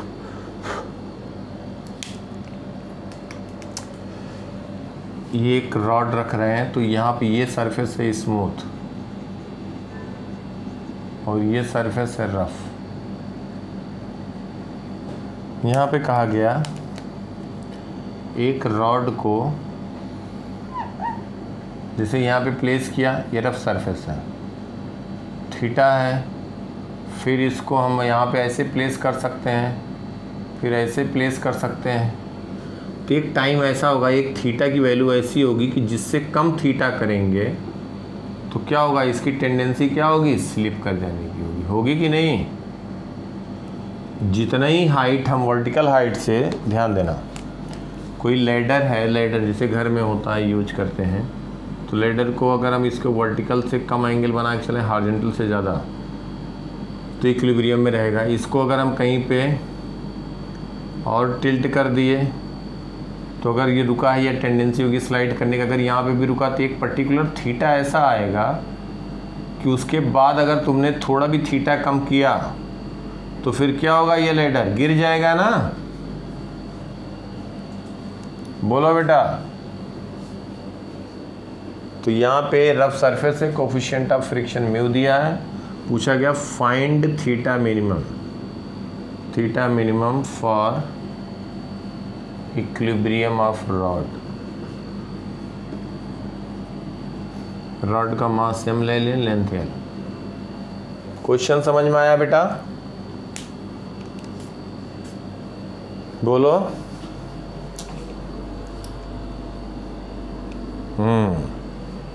तो अब हम यहाँ पे क्या कहेंगे कि मान लेते हैं, अब इस पे बेटा क्या होगा, अगर हम रॉड का फ्री बॉडी डायग्राम ड्रा करें, रॉड का free body diagram, a BD of rod, ये बीडी ऑफ रॉड, रॉड की या बीडी की बात करें, ध्यान देना, तो इस पे तो एक N1 लगेगा भाई, ये टेंजेंट हो गया, परपेंडिकुलर नॉर्मल के डायरेक्शन में हमेशा लगता है N1। इस पे लगेगा N2, इसका वेट लगेगा mg। समझ में आ रहा है बात बेटा? इसके अलावा इसकी टेंडेंसी तो स्लाइड करने किधर है, इस पॉइंट की राइट वर्ड, तो फ्रिक्शन जो लगेगा उसका इस पे लगेगा लेफ्ट वर्ड। क्लियर बिल्कुल? इसके अलावा और कोई फोर्स, कोई फोर्स नहीं, कोई फोर्स नहीं, यही तो होगा ना बेटा।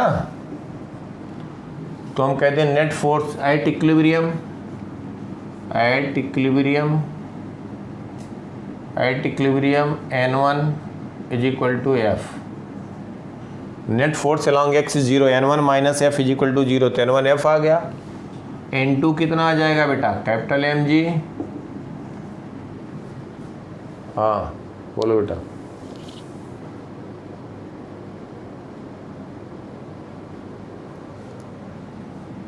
ये स्मूथ बेटा, ये सरफेस स्मूथ है, लिखा हो ये स्मूथ है, यहाँ पे रफ है, इसलिए फ्रिक्शन यहीं केवल लग रहा है।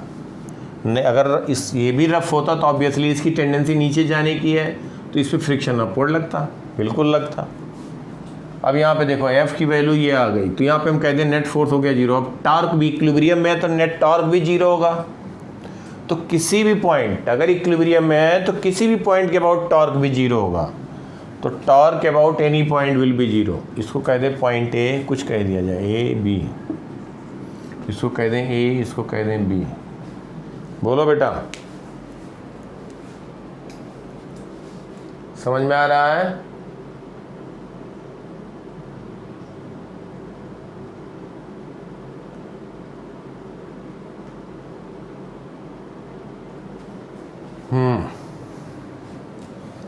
तो find theta minimum for equilibrium of rod. तो ये क्वेश्चन हमारा था, तो हमें यहाँ पे किसके अबाउट टॉर्क लें बताओ? किसी के अबाउट कर सकते हैं, लेकिन किसके अबाउट लिखा जाए? बी के अबाउट लिखेंगे तो थोड़ा सा आसानी, डायरेक्ट N1 आ जाएगा, क्योंकि एफ और N2 दो अननोन है, तो दोनों का टॉर्क 0 हो जाएगा। समझ गए बेटा? किसी भी तरीके इसके अबाउट लिखोगे तो N1 आएगा, N2 आएगा, F आएगा। सेंटर ऑफ मास के अबाउट लिखोगे, तीनों अननोन है। ए के अबाउट लिखोगे तो N2 और F के टर्म में आएगा, बी के अबाउट लिखोगे तो N1 डायरेक्ट आएगा। समझ गए ना थोड़ा कैलकुलेशन? तो torque about B is 0। Since torque about any point, तुम लिख लो अपने नोट्स में, सिंस टॉर्क यहाँ पे लिख दो कि it is in equilibrium, so torque about any point will be 0। तो यहाँ पे लिख दो कि since it is in equilibrium, so torque about any point will be 0। Torque about any point must be 0 कह सकते हो, बिल्कुल वहाँ अंडरलाइन कर लो किसी पॉइंट। लेकिन हाँ, अब हम बी के अबाउट लिख रहे हैं इसलिए कि हमें भाई जल्दी से मिल जाए N1। डायरेक्ट एक अननोन है तो mg, ये देखो mg क्या करेगा, इसको रोटेट करने की टेंडेंसी लेफ्ट वर्ड है, ये L/2 है, तो L/2 cos थीटा हुआ। तो यहाँ पे हम कह दें mg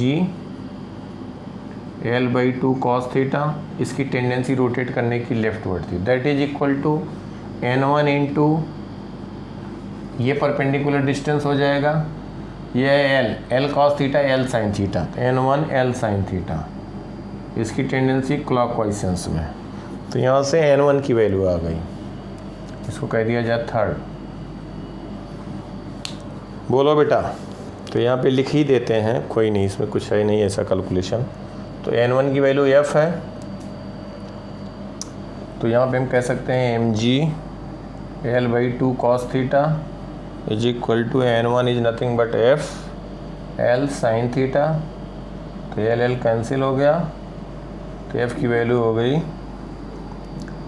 mg cot theta by 2, mg cot theta by 2, ये हो गया F। तो F की वैल्यू हो गई, और यहाँ पे हम कह दें, ये पूछा गया थीटा मिनिमम। बेटा ध्यान देना, F यहाँ पे देखो 3 इक्वेशन, 3 अननोन था। 3 अननोन कौन कौन सा था? F N1 and N2, 3 equation हमने लिख दिया, तीनों की वैल्यू आ जाएगी, आ ही चुकी है। F की वैल्यू आ गई, F की वैल्यू यहाँ पे रख दो, तो N1 आ गया, N1 is nothing but F that is equal to mg cot theta by 2। अब यहाँ पे देखो पूछा गया क्वेश्चन में, जो वो क्या पूछा गया, theta minimum such that it will remain in equilibrium. Theta minimum करेंगे तो इसका मतलब कम करते जाएं, तो एक टाइम आएगा, क्या टाइम आएगा, कि जब फ्रिक्शन फोर्स बी पॉइंट पे मैक्सिमम लग रहा होगा। मैक्सिमम फ्रिक्शन फोर्स कितना हो जाएगा, ये जो F है, F should be lesser than और equal to, friction force maximum कितना हो सकता है, म्यू इंटू N2। समझ में आ रही बात बेटा? बोलो, म्यू इंटू N2 के बराबर हो सकता है मैक्सिमम। स्क्रीनशॉट लो इसका, लिया?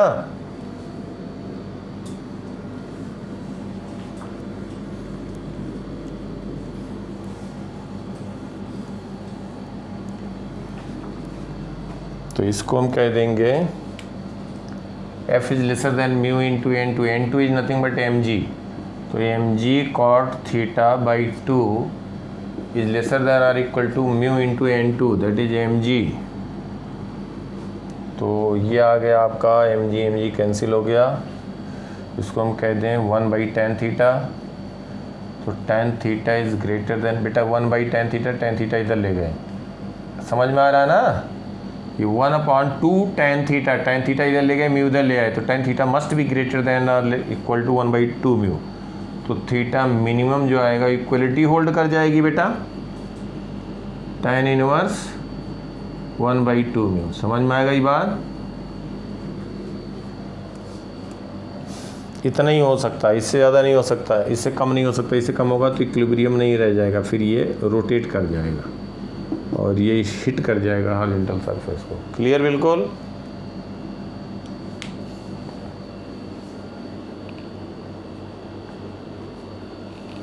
स्क्रीनशॉट लो बेटा जल्दी से.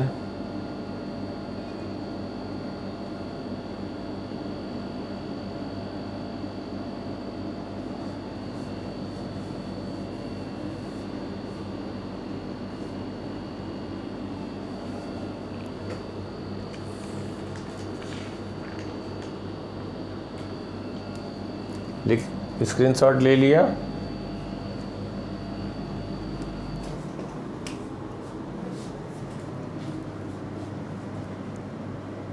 बोलो बेटा.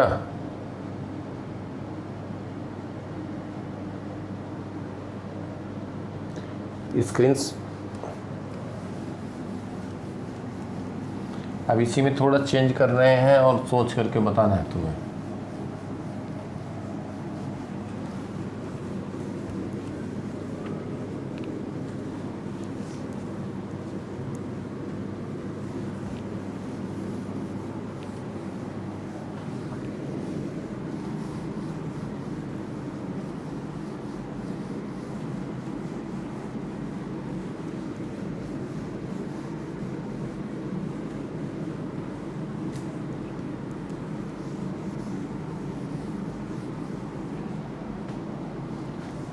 इसमें बेटा ये कह रहे हैं,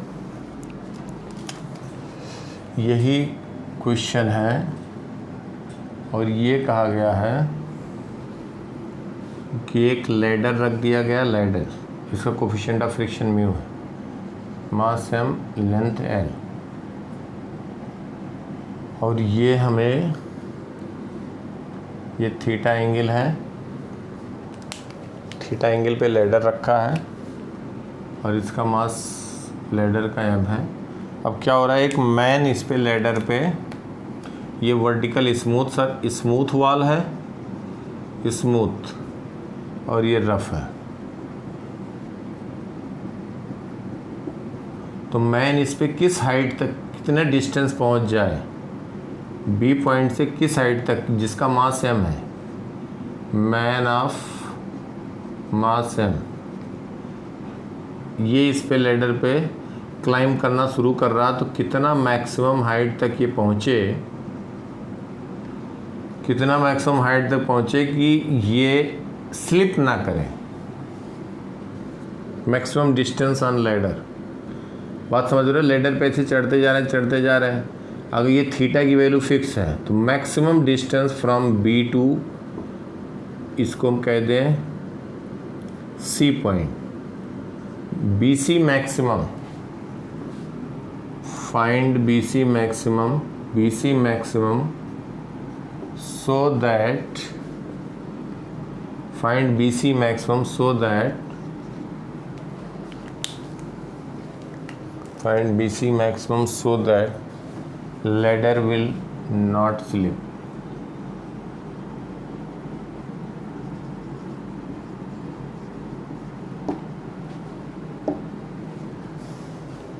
There will be no slipping, या हम कहते हैं there will be no slipping,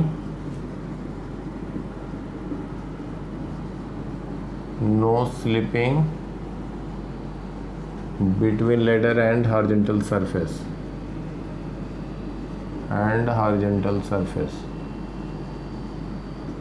question समझ में आया सबको.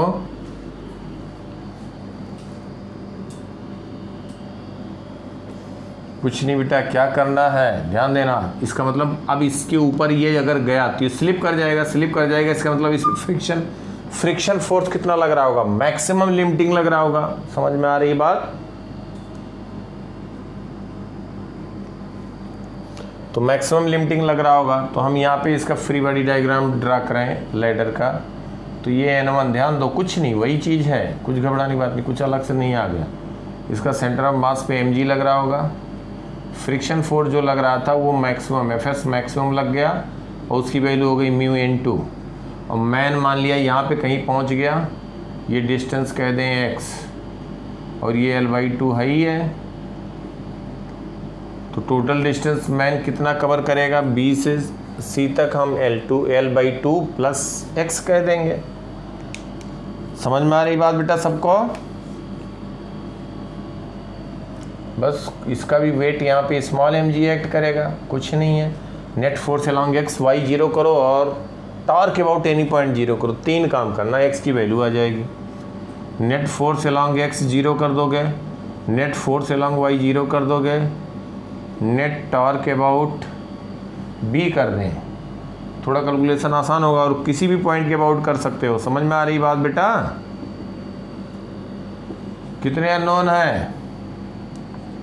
N1 N2 x 3 ही तो अननोन है। यहाँ तो फ्रिक्शन फोर्स पता लग गया है। समझ में आई बात बेटा?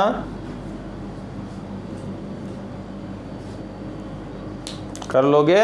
करना कि मैं लिख दूँ इक्वेशन लिख दे रहा हूँ जिसे मैच करा सकते हो यहाँ पे। अब खैर अब लिखना क्या है, तुम भी लिख लोगे। Net force along x zero करेंगे तो N1 विल बी μN2 पहला। दूसरा हम कहेंगे N2 is equal to small mg plus capital mg। Net torque about b zero कर दें, net torque about b zero करें तो ये देखो ध्यान से mg और ये स्मॉल mg रोटेट कराएंगे anti clockwise, that will balance N1।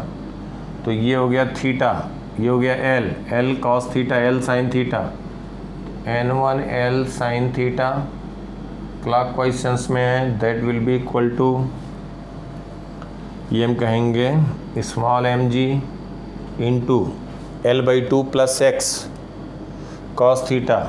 Perpendicular distance बेटा यही हुआ ना, ये लाइन ऑफ एक्शन है। तो L/2 plus x cos theta, L/2 plus x cos theta clockwise, sorry anti clockwise. तो इसको हम इक्वल कर दे रहे हैं जो clockwise anti clockwise. mg into L/2 cos theta plus capital mg L/2 cos theta. तो ये तीसरा इक्वेशन, 3 अननोन हो जाएगा ना बेटा?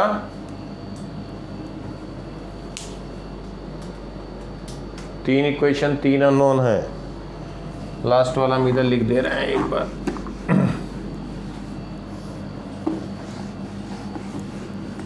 टॉर्क अबाउट b जीरो कर दे रहा है, टॉर्क अबाउट b जीरो करेंगे तो फिर वही बार बार हो रहा, देख ही रहे हो। N2 के कारण F के कारण टॉर्क जीरो हो जाएगा, N1 क्लॉकवाइज सेंस में जाएगा, इसको रोटेट कराने की कैपेबिलिटी रखता है। तो N1 इंटू ये टोटल लेंथ L है तो L cos theta L sine theta, तो L sine theta clockwise that is equal to small mg मैन इंटू ये डिस्टेंस L/2 प्लस x, तो इसका हो जाएगा L/2 plus x cos theta. ये हो गया एंटी क्लॉकवाइज प्लस इस पे कहेंगे mg into L/2 cos theta. ये तीसरा इक्वेशन हो गया। समझ में आ गई बात बेटा? 3 इक्वेशन 3 अननोन, बता दोगे? कुछ नहीं है, सब आसान है।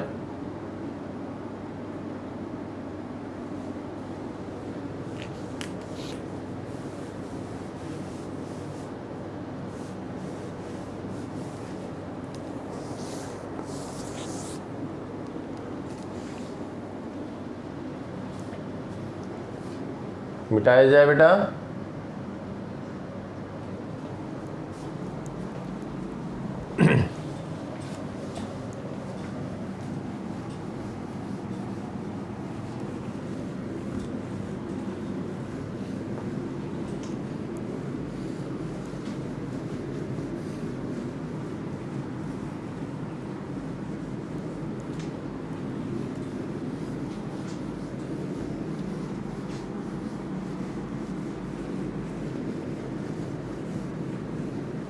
अब देखो, अभी तक जो हम लोगों ने बात किया था बेटा, वहाँ पे मास पुली सिस्टम जब हम कंसीडर करते थे तो पुली का मास नहीं लेते थे, स्मूथ पुली कंसीडर किया जाता था, लाइट पुली। ये बात थी, ऐसा था कि नहीं बेटा? अब देखो, अगर मान लो मास पुली सिस्टम में हम बात कर रहे हैं, फॉर पुली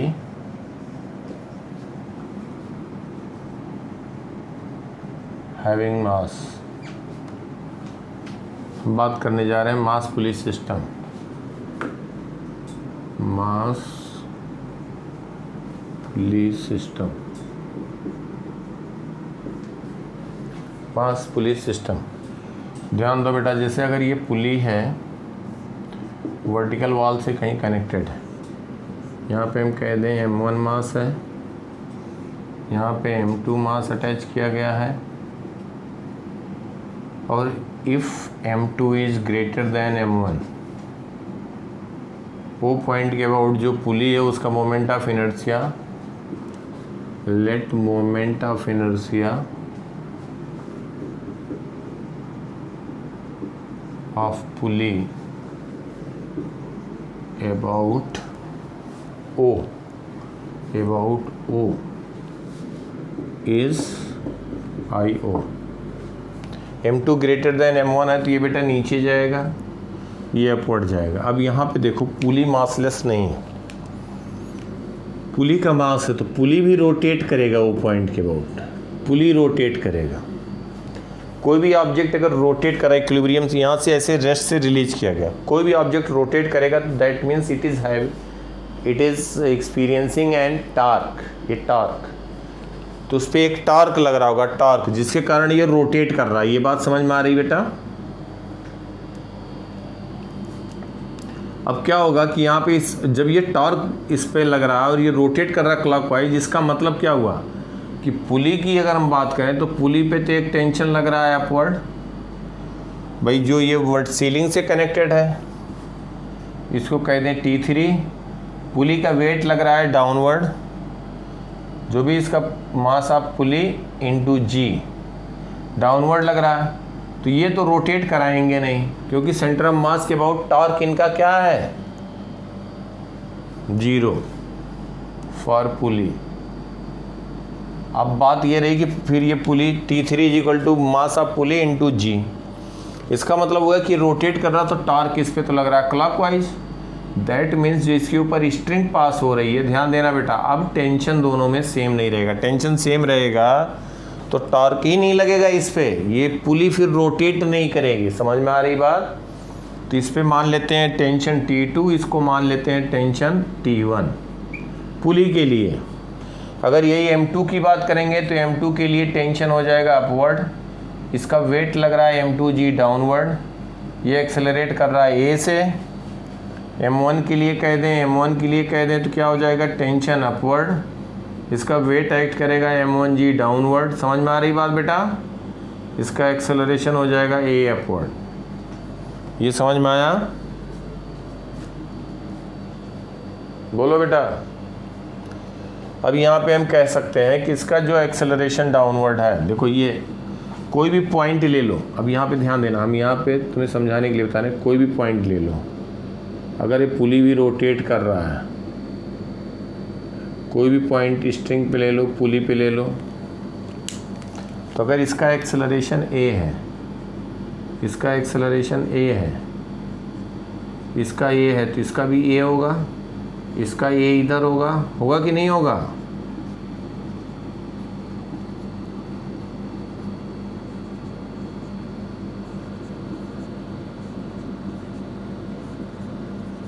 बोलो, ये समझ पा रहे हो? तो एक्सेलरेशन A होगा हर एक पॉइंट पे, तो इसका हम कहें कि डाउनवर्ड एक्सेलरेशन A, तो M2G minus T2 is equal to M2 into A। पहला M1 के लिए लिखें, अपवर्ड एक्सेलरेट कर रहा है तो T1 ज़्यादा हुआ, T1 minus M1G is equal to M1A, दूसरा इक्वेशन आ गया। तीसरा, इसके फिक्स्ड पॉइंट, फिर से ध्यान दो, किस पॉइंट के अबाउट टॉर्क लिखेंगे, अबाउट फिक्स्ड पॉइंट O, तभी तो T3 और एम मास ऑफ पुली के कारण क्या हो जाएगा, टॉर्क 0। तो इस पे हम कहें torque about O, torque about O लिखोगे तो क्या लिखोगे, I about O into alpha. Torque about O क्या लिखोगे, T2 क्या चाह रहा है इसको, क्लॉकवाइज डायरेक्शन में, T2 into perpendicular distance, let radius, let moment of inertia about pulley about O is I naught and radius, यहाँ पे and radius is capital R. तो हम लिखेंगे T2 इंटू आर, किधर ये रोटेट कराना चाह रहा है, ओ पॉइंट के about clockwise, T1 anti clockwise. समझ पा रहे हो बेटा। तो इसको अगर हम पॉजिटिव लिख रहे हैं तो इसको निगेटिव लिखेंगे, दैट इज इक्वल टू, पहले टर्म को पॉजिटिव लिख दिया क्लॉकवाइज को, तो इसको निगेटिव लिखेंगे। ये वैल्यू इससे ज़्यादा होगी तभी क्लॉकवाइज रोटेट करेगा, दैट इज आई अबाउट ओ। देखो मोमेंट ऑफ इनर्शिया पुली का आई ओ इंटू एल्फा, एल्फा आ गया तीसरा इक्वेशन। एंगुलर एक्सेलरेशन आ गया, तो एंगुलर एक्सेलरेशन आ गया। तो अब एक बात बताओ कि ये जो है इसका एंगुलर एक्सेलरेशन एल्फा है, तो टेंजेंशियल कितना होगा, R alpha, alpha R tangential हो गया एल्फा आर।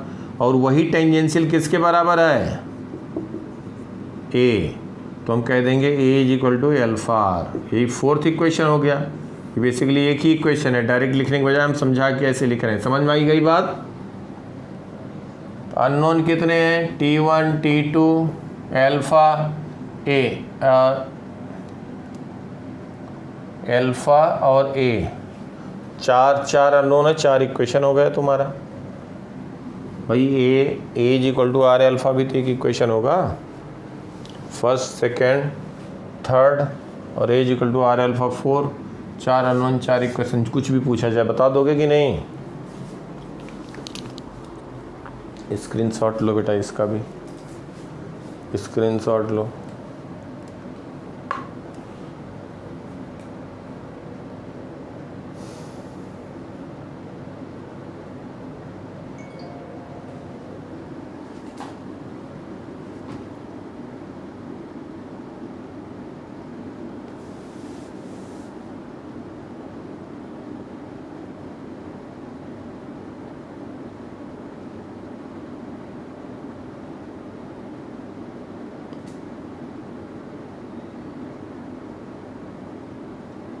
ले लिया बेटा।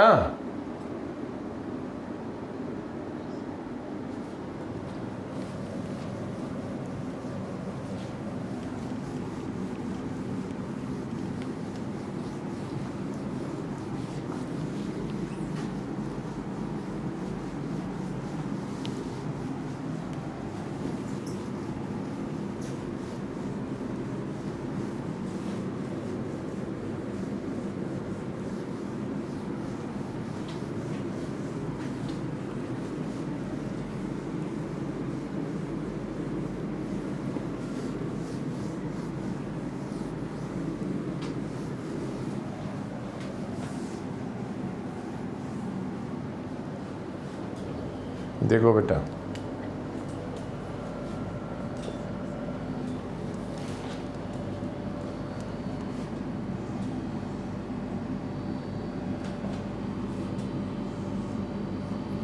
ये स्पूल है,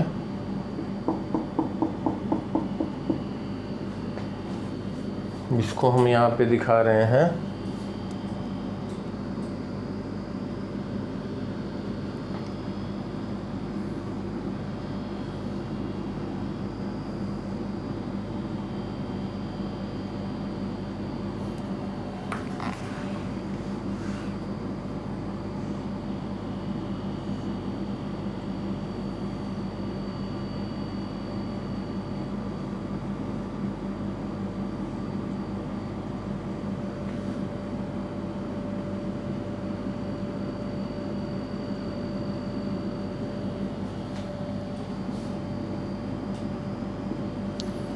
देखो बेटा, इसमें क्या है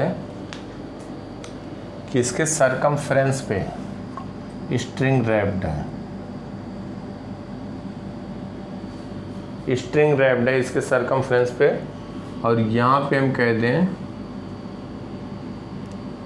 एक ब्लॉक जिसका मास कुछ कह दिया जाए, चलो इसको हम लिखते हैं M2,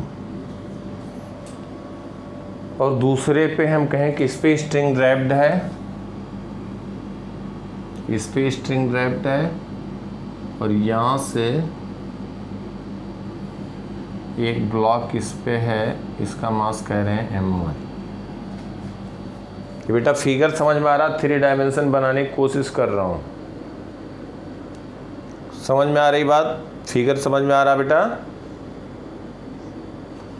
और ये इसका मोमेंट ऑफ इनर्शिया इस एक्सिस के अबाउट इसकी टेंडेंसी होगी रोटेट करने की। डिपेंड करेगा कि M1 ज़्यादा है M2।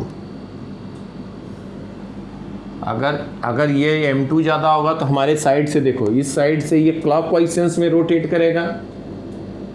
अगर M1 ज़्यादा होगा तो एंटी क्लॉकवाइज रोटेट करेगा। तो x डैश लेट, या हम कह दें गिवन है, कुछ भी पूछा जाए, हम यहाँ पे बताना जो चाह रहे हैं बेटा कि इसका अगर साइड व्यू देखोगे Ix dash is equal to IO। अगर इसका साइड व्यू देखेंगे, साइड से साइड व्यू देखोगे तो तुम्हें क्या दिखेगा? ये दिखेगा और ये दिखेगा कि एक साइड पे M1 वेट हैंग कर रहा है, दूसरे साइड पे M2 हैंग कर रहा है। ऑब्वियसली इनके सेंट्रल लाइन को, जो भी कहीं सेंट्रल लाइन है, या हम कहीं इसकी सेंट्रल लाइन पे कहीं पे वर्टिकल से कनेक्टेड होगा। ये तो एयर में तो रहेगा ही नहीं, कहीं पे वर्टिकल से कनेक्टेड कुछ होगा, तभी तो उसी के अबाउट रोटेट करेगा बेटा। समझ रहे हो बात को? कहीं वर्टिकल से इसका सेंट्रल लाइन से एक रॉड पास करा के, कुछ भी रहे, लाइट रॉड रहे, उससे कनेक्ट करेंगे तभी तो उसी के अबाउट रोटेट करेगा। तो if M2 is greater than M1, तो देखो ये टॉर्क लगाएगा इसके अबाउट क्लॉकवाइज सेंस में M2, और M1 लगाएगा एंटी क्लॉकवाइज। तो ये रोटेट करेगा क्लॉकवाइज अगर M2 की वैल्यू ज़्यादा है, क्योंकि इसका वेट M2G हो जाएगा ना बेटा। बोलो, इसमें हम कह देंगे टेंशन T2, इसमें कह देंगे टेंशन T1। इस पे टॉर्क भी लग रहा होगा। साइड व्यू जब देखेंगे, साइड व्यू है, ऑब्वियसली इसके सेंट्रल लाइन से कहीं पे होगा नहीं, तो फिर किसके अबाउट रोटेट करेगा? तो इसका कुछ भी पूछा जाए तो हम डायरेक्ट लिख सकते हैं, ध्यान देना, M2G माइनस T2। M2G के लिए T2 अपवर्ड लग रहा होगा, लेकिन इस पुली के लिए किधर लग रहा होगा? इस पुल के लिए अवे लग रहा होगा। तो M2G minus T2 is M2A। समझ में आई बात बेटा? इसका एक्सेलरेशन A मान लेते हैं, तो इसका A हो जाएगा, अभी बताया था। इसमें कहोगे T1 minus M1G is equal to M1A, this is second. फिर O पॉइंट के अबाउट टॉर्क लिख दोगे, O के अबाउट ये T3 वगैरह टर्म कैंसिल हो जाएगा, तो कहोगे टॉर्क के अबाउट O, टॉर्क के about stationary point I about O into alpha. तो इसको हम कह देंगे T2 into R minus T1 into R is equal to I about O into alpha, this is third.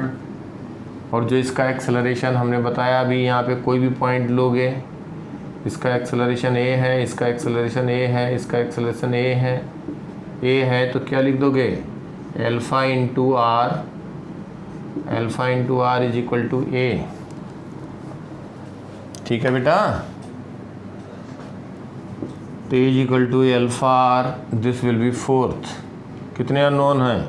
T1 T2 A alpha, सब बता दोगे। अब इसी में एक बात ध्यान दो, और अगर ये दूसरा M1 इस पे ना रैप करके इस पे रैप किया होता, बात समझ पा रहे हो बेटा? यहाँ पे रैप किया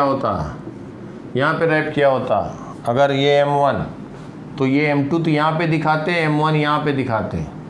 कहाँ दिखाते? इधर दिखाते। समझ पा रहे हो हमारी बात को? M2 ये होता, फिर ये पार्ट नहीं होता, M2 ये होता, M1 इस पे होता, टेंशन T2 कहते हैं, इस पे T1 कहते हैं। समझ पाए? M1 के कारण टॉर्क कितना लगेगा। फिर कहानी थोड़ा सा अलग होगी, आगे हम फिर बताएंगे, क्योंकि इसका एक्सेलरेशन जो होगा वो A2 हो जाएगा, इसका A1 होगा, फिर उसको रिलेट करना पड़ेगा। इसलिए अभी हम यहाँ पे दोनों का सेम लेकर के बता रहे हैं। मतलब यहाँ पे रहेगा तो वही एक्सेलरेशन इसका आ जाएगा। समझ में आई बात? या आगे एक बार डिस्कस करेंगे जब हम अलग इस पे कहीं पे रैप करेंगे। क्लियर बात यहाँ तक?